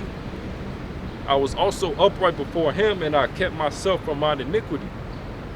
Therefore hath Yahweh Ba'Shem Yahushua recompensed me according to my righteousness, according to the cleanness of my hands in his eyesight. With the merciful thou wilt shew thyself merciful. With an upright man thou wilt shew thyself upright. With the pure thou wilt shew thyself pure, and with the forward thou wilt shew thyself forward. For thou wilt save the afflicted people, but will bring down the high looks. For thou wilt light my candle, the Lord my power will enlighten my darkness. For by thee I have run through a troop, and by my power have I leaped over a wall. As for Yahweh, his way is perfect. The word of the Lord is tried. He is a buckler to all those that trust in him. So notice that the Israelites' power is in a creator, not in the American military or American arsenal or currently existing technology. Our power is spiritual. Right. Do it. Verse 31, for who is Yahweh save the Lord, or who is a rock save our power? It is Yahweh that girdeth me with strength, and maketh my way perfect. He maketh my feet like hinds' feet. He setteth me upon my high places. He teaches my hands to war, so that a bow of steel is broken by mine arms. Thou hast also given me the shield of thy salvation, and the right hand hath holden me up, and the gentleness hath made me great. Thou hast enlarged my steps under me, that my feet did not slip. I have pursued my enemies and overtaken them, neither did I turn again till they were consumed. I have wounded them that they were not able to rise. They are fallen under my feet. For thou hast girded me with strength unto the battle. Thou hast subdued unto me those that rose up against me. Thou hast also given me the necks of mine enemies, that I might destroy them that hate me. They cried, but there was none to save them, even unto the Lord, but he answered them not. Then did I beat them small as the dust before the wind. I did cast them out as the dirt in the streets. Thou hast delivered from the strivings of the people, and thou hast made me head of the heathen, and people whom I have not known shall serve me. As soon as they hear of me, they shall obey me. The strangers shall submit themselves unto me. The strangers shall fade away and be afraid out of their close places. The Lord liveth, and blessed by my rock, and let the power of my salvation be exalted. It is Yahweh that avengeth me, and subdueth the people under me. He delivereth me from mine enemies. Yeah, thou liftest me up above those that rise up against me. Thou hast delivered me from the violent man. Therefore will I give thanks unto thee, O Lord, among the heathen, and sing praises unto thy name. Great deliverance giveth he to his king, and showeth mercy to his anointed, to David, and to his seed forevermore. Yeah. So that was a prayer, I believe, after David defeated a lot of his enemies. Right? And praise. That was like a praise. Praise Yahweh for delivering our ancestors from the heathen that were round about. So the future prophecy is what, Revelation 2:25, that the nations are going to be subject to Israel, total supremacy. They're not going to have good friends and send envoys to America and get heathen friends in order to exist. It's not in the precepts. Yeah, precepts in the ground. Yeah. God, it says, Isaiah chapter 47:3, thy nakedness shall be uncovered, yeah, thy shame shall be seen. I would take vengeance, and I will not meet thee as a man. Yeah, there you go. That shame. So we know we're seeing it. We can see the clear that the state was created to be a proxy for American foreign policy. That's why the state exists. It's for subversion for the people around about. Subversion for the resources. Regime change. All right. That's the ultimate goal, is world domination. All right. That's what the U.S. wants. They want everyone to come to a new order of the world. Novos Ordo Seclorum. A new order of the age. All right. That's ultimately what it's about. So you got to topple governments that are not under your direct control or indirect control. All right. What? It says, verse 4, as for our Redeemer, the Lord Yahweh of hosts is his name, the Holy One of Israel. Yeah, our Redeemer. Okay, look up the word Redeemer. Say something. Oh yeah, Con, I was about to say. It says, as for our Redeemer, it says, as for our Redeemer, Yahweh Bashim Yahshua of hosts is his name, the Holy One of Israel. So when you get that word for Redeemer within the Hebrew. The Hebrew word is ga'al. It says, to redeem, to act as kinsman, redeemer, avenge, revenge, ransom, do the part of a kinsman. Yeah, redeemed, yeah. Yeah, he said he's not the redeemer of all the nations on the earth, just the Israelites that are scattered in those nations. Redeemer for the Israelites. Because you look at the prophecy and look at the law. Give me the law, Leviticus 25, I believe 44. The heathen, bondmaids and bondwomen should be taken from the heathen that are round about. Yep. I believe this is the right verse. Yeah, God. Yeah, so this is Leviticus 25 and 44. It says, both thy bondmen and thy bondmaids, which thou shalt have, shall be of the heathen that are round about you. Yeah, so including America, right? The majority, the so-called whites, that's a made-up race, by the way. They're part of the heathen. So they're going to be bondmen and bondwomen, bond children.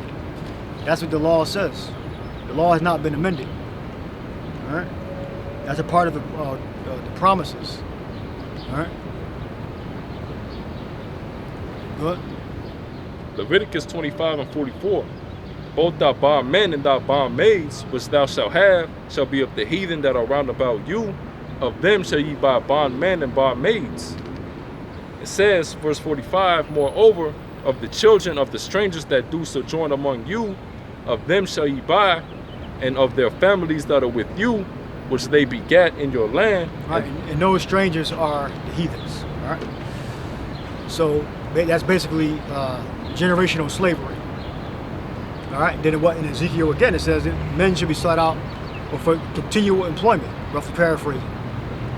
All right.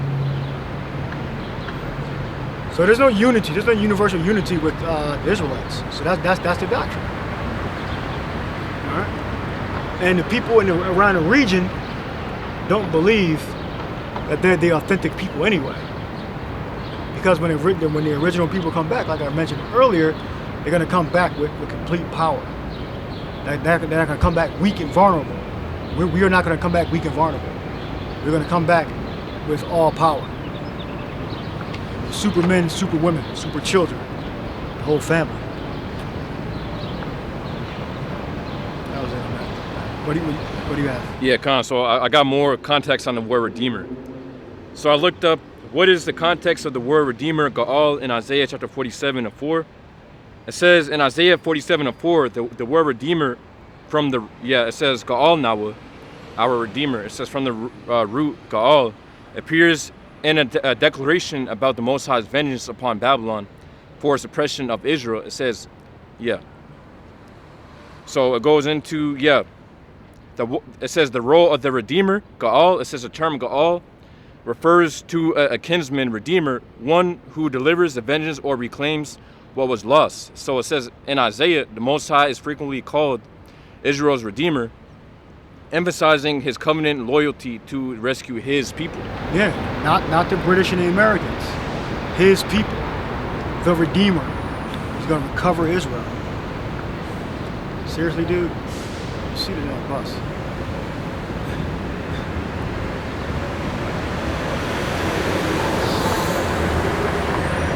What?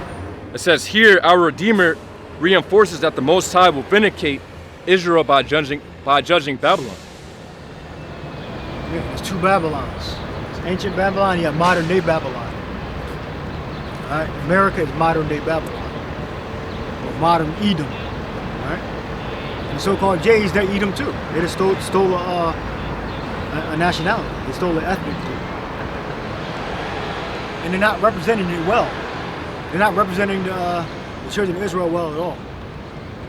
They're doing a very bad job of perpetrating fraud. Very bad job. All right. Good. It says, conclusion in Isaiah 47:4, Ga'al, our Redeemer, highlights the Most High's role as Israel's covenant defender, who will judge their oppressors and restore justice. This fits Isaiah's broader theme that the Most High alone saves his people, even through foreign judgments. So I also looked up what is a kinsman redeemer. It says that the kinsman redeemer, Gaal, is a key concept in ancient Israelite society, rooted in family responsibility, justice, and covenant loyalty. It says the role appears in several Old Testament laws and narratives, emphasizing protection, redemption, and it says restoration for vulnerable family members. Yeah, so it goes into, of course, so it says roles of the kinsman redeemer, redeeming land, economic restoration. It also says redeeming relatives from slavery. It also says avenging blood, justice for murder. So it says that the kinsman redeemer acted as a blood avenger, ensuring, Numbers 35 and 12, and it says, Deuteronomy chapter 19 and 6, ensuring justice for a murdered relative by pursuing the killer. Those cities of refuge prevented misuse of this role. So going to the point. It says Most High as the ultimate kinsman redeemer. In Isaiah and other prophetic books, the Most High takes on the role of Israel's Gaal. So going to the point, It says he redeems them from slavery, Exodus chapter 6 and 6, Isaiah chapter 43 and 1. It says he restores their land and inheritance. Jeremiah chapter 32, 6 through 15. It says he avenges their oppression. Isaiah chapter 47 and 4. It says, Isaiah 63 and 4. It also says he fulfills the role of a husband unto Israel. Isaiah chapter 54 and 5. And it says Hosea chapter 2, 19 through 20. So ultimately, Yahushua is our ultimate kinsman redeemer. So he's only coming back for his people. The kinsman redeemer is obviously going to be, a redeemer for his kin. Not for all other nations. And it's going to put the other nations in subjection, in according to prophecy and according to the law. Right? And what Yahushua, the Messiah, said about the sheep and the goats, you get that. Isaiah 20, Matthew 24, 23, find that. You're going to have the sheep on one side and the goats on the other side. I'm paraphrasing. You got more on that? Khan. It says, connection to Yahushua Mashiach. The New Testament presents Yahushua as the ultimate kinsman redeemer. It says, as a human kinsman, it says he identifies with us. John, it says 1:14, Hebrews chapter 2. He identifies with the Israelites, not everybody on earth. Us. World. It says Hebrews chapter 2, 14 through 15. So it says as Redeemer, he buys us back from sin. Mark 10:45, Galatians 3 and 13. It says as Avenger, he will judge evil. Revelation 19, 11 through 16. It says as a Restorer, he brings us into the Most High's family. Ephesians 1, 5 through 7. So that's it on that. Redeemer, well, Ephesians. Get Ephesians 4 and 1. It's talking about the Israelites. You got it? Read it. This Matthew 25 and 31.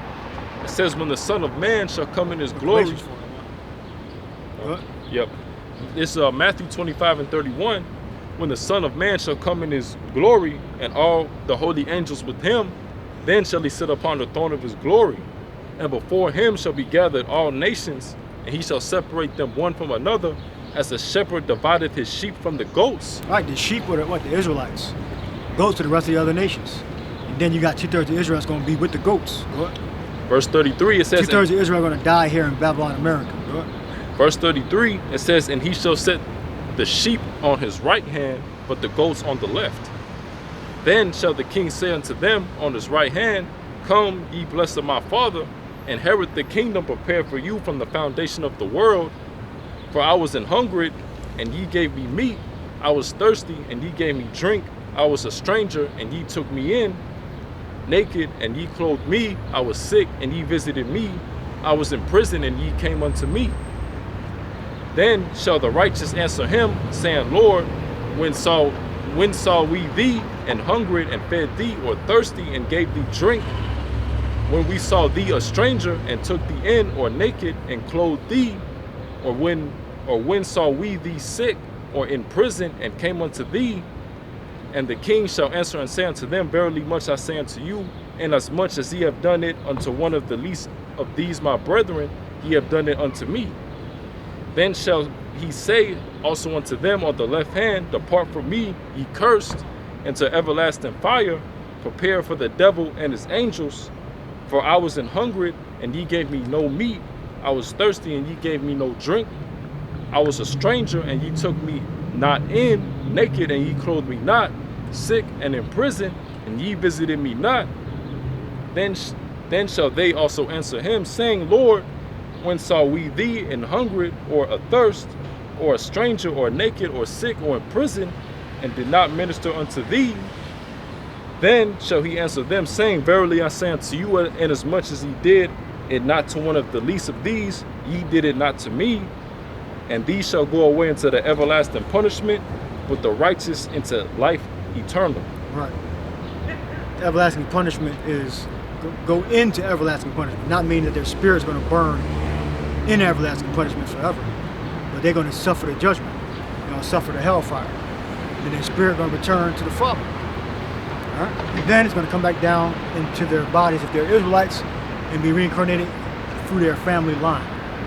All right? That's the fate of the Israelites. All right? And the fate of the other nations is what? Subjugation for at least 1,000 years. All right? But we're still going to be rulers over the whole planet Earth, the children of Israel. What do you got? Kind of Galatians 4:1. It says, Now I say that the heir, as long as he is a child, differeth nothing from a servant, though he be Lord of all, but is under tutors and governors until the time appointed of the Father. Even so we, when we are children, were in bondage under the elements of the world. But when the fullness of the time was come, the Most High sent forth his Son, made of a woman, made under the law, to redeem them that were under the law, that we might receive the adoption of sons. Look up, see what ChatGPT say about that.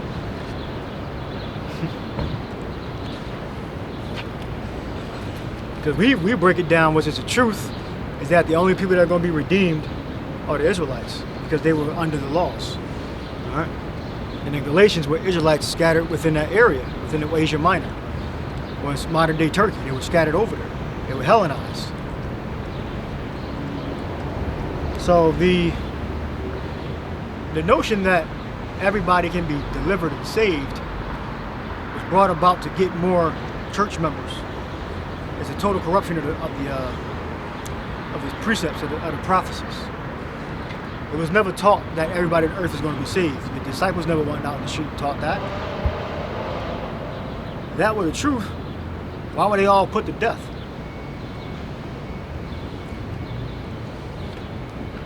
The doctrine of the apostles and the disciples was totally against bringing other heathenistic customs into our religion. Totally against it. It was totally against accepting you as you are. No Christian would have ever been killed in the ancient world, which are all Israelites, if Christianity was about accepting who you are. That's how we know that you're just lying. This is New Age, accepting everybody so you can get more members. All right? So you can seem as though you're being modern and you're following a doctrine of some democratic doctrine. All right? But that's not what the Christians taught. The Christians taught exclusion, not inclusion. That's why they were put to death. All right? If the Christians accepted the customs of everybody, you can be as you are. You know, the Romans wouldn't have had a problem with it. The actual Edomite Romans, the Israelites that was Roman, that was they forsook their religion and they claimed to be Romans. They wouldn't have had a problem with it if they accepted them. But the biblical Israelites that were Christians, all right, was the Christians. That's an afterthought.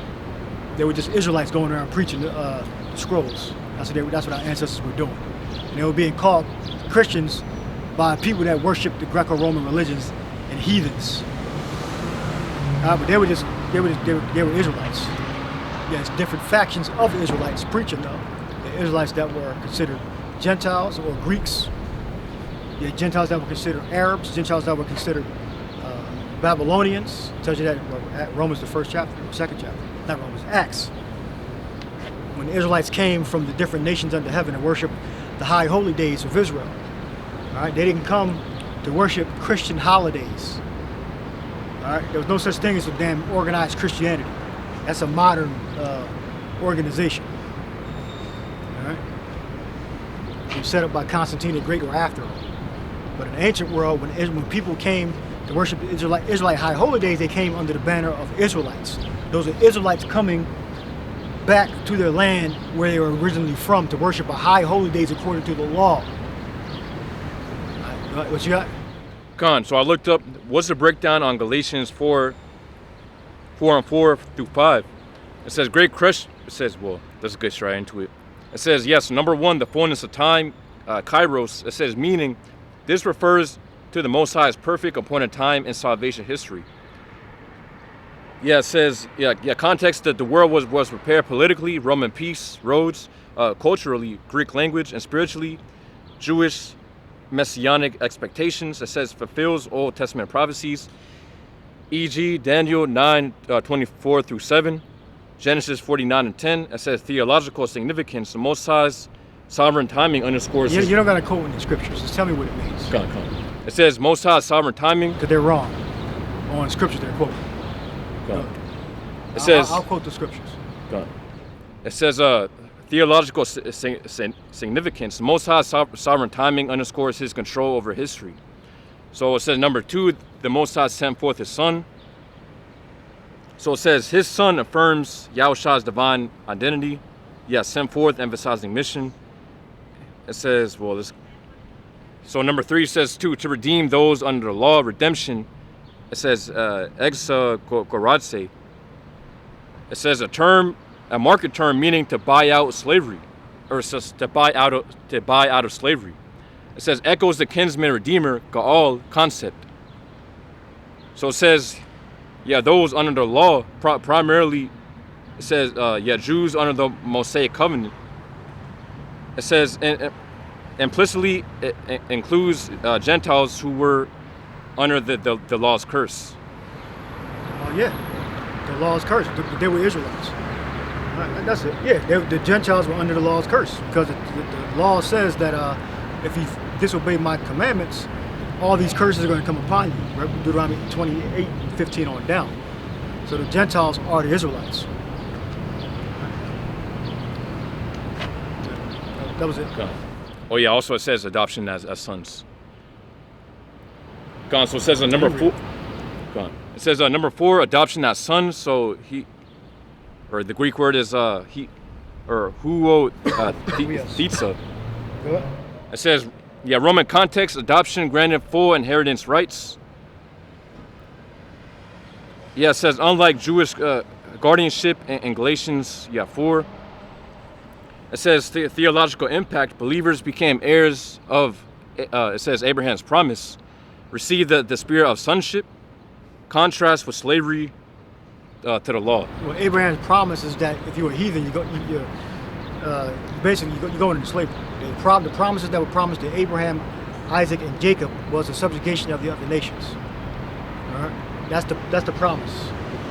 All right, and if you are not an Israelite, you're going to be subjugated under the Israelites. That's what the promises are. That's a feature of the promises. All right, so if you became the sons of Israel, or if by faith you're an Israelite, that means you actually are an Israelite. Because you can't convert to being an Israelite purely by faith. You have to convert to being an Israelite because that's your genetic line for your father. And then, because the Israelite Gentiles, give me Hosea, the 1st chapter.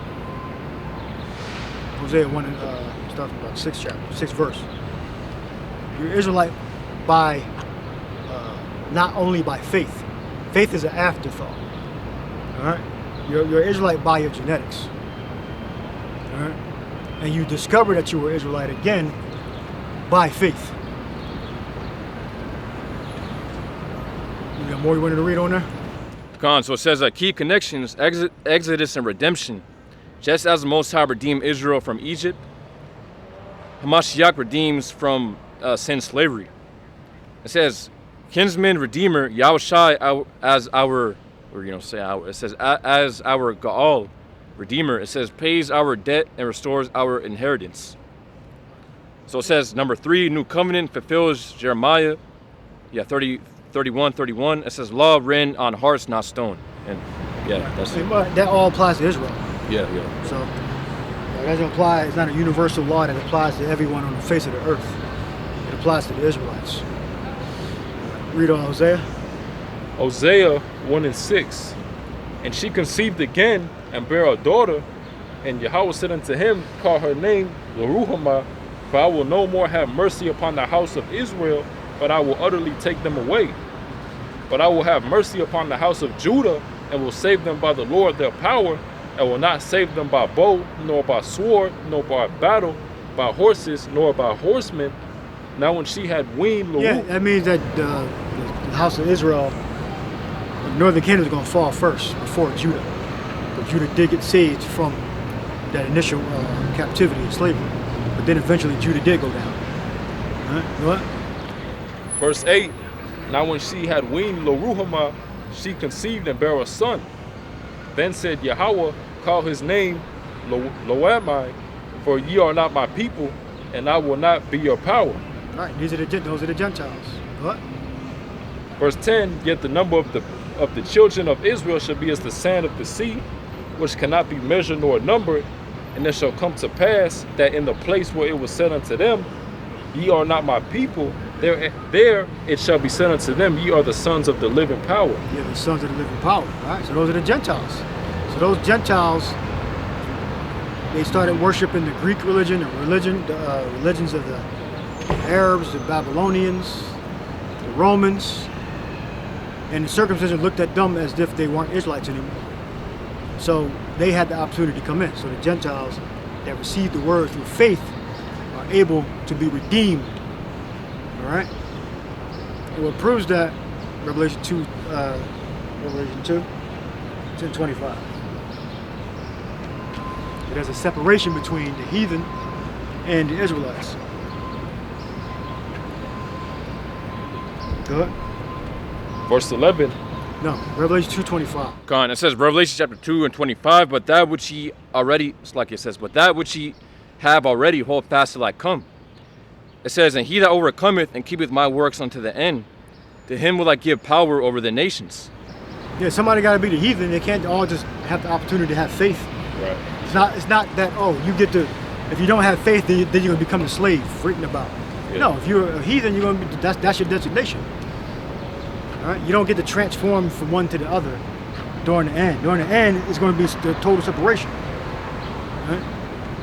All Israel is going to be redeemed. But if you're not of the elect, they're going to be punished first and then redeemed. What?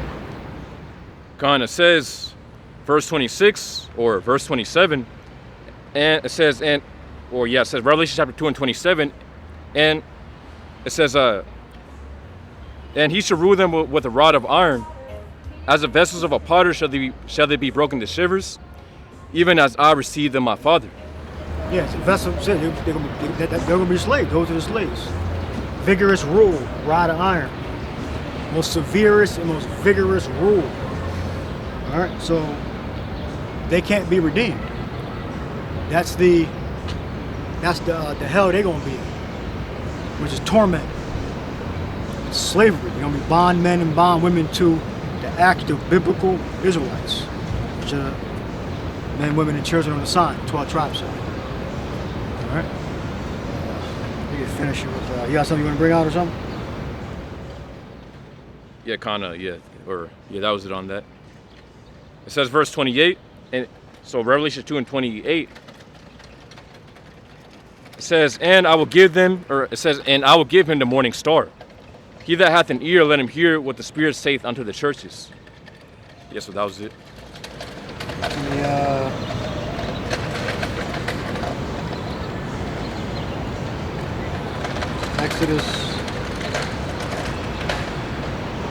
Exodus 19.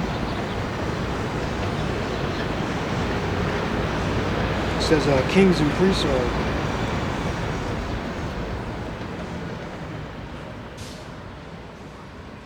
You can't. It says Exodus chapter 19:5.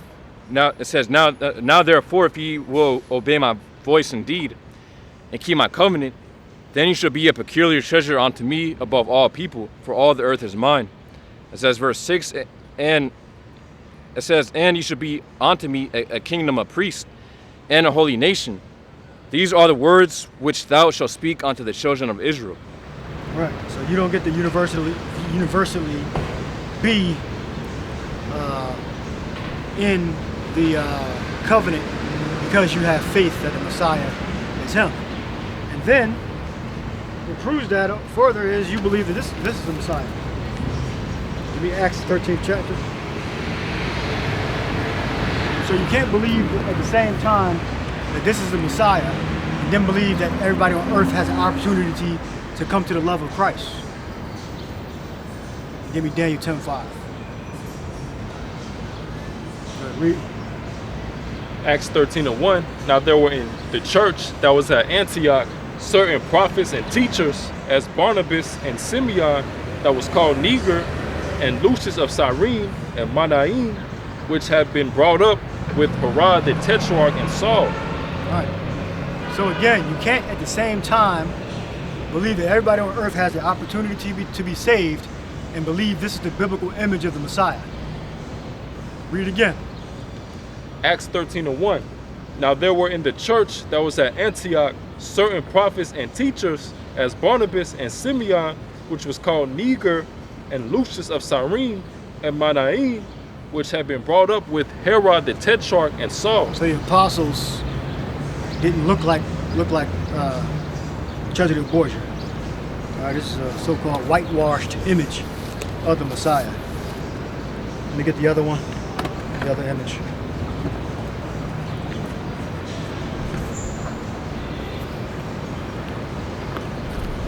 This is more like it, pursuant to Daniel 10:5, and Revelation 1:13.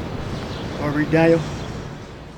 God says, Daniel chapter 10:5. Then I lifted up mine eyes and looked, and behold, a certain man clothed in linen, whose loins were girded with fine gold from Uphaz. His body also was like the beryl, and his face as appearance of lightning, and his eyes as lamps of fire, and his arms and his feet like in color to polished brass. It said, meaning brown, glowing brown. What? It says, and the voice of his words like the voice of a multitude. Right, so he don't talk like fucking hide me from. So he don't talk like this with an English accent, like a weak devil, weak pussy. That's not the Yahushua. Don't talk like that. The Messiah don't talk like that. This is the perception that has been put out there. All right, so it doesn't align with biblical prophecy or the text. It doesn't align with the laws, what the Bible actually says. All right, this is more in line with the image and aligns with the scripture said. All right, very simple, very straightforward, it's not ambiguous. All right, so you can't believe everybody can be saved at the same time, believe that the Messiah looks like this. Because I don't know what fucking text you guys are reading, but you must be reading backwards or something. Playing the tape backwards. You're coming up with wrong interpretations. Oh, it says it right here. Jeremiah 14:2, Daniel 10:5, Revelation 1:13. Forgot that was there. And that's the man right there, the painting of the Church of Borgia. All right? It's a false image. All right. You got something? That was it on that. All right. I will wrap up. All right. Hope y'all were edified. See y'all next week. Probably be in Philly next week. Right? Shalom. We will be. Shalom.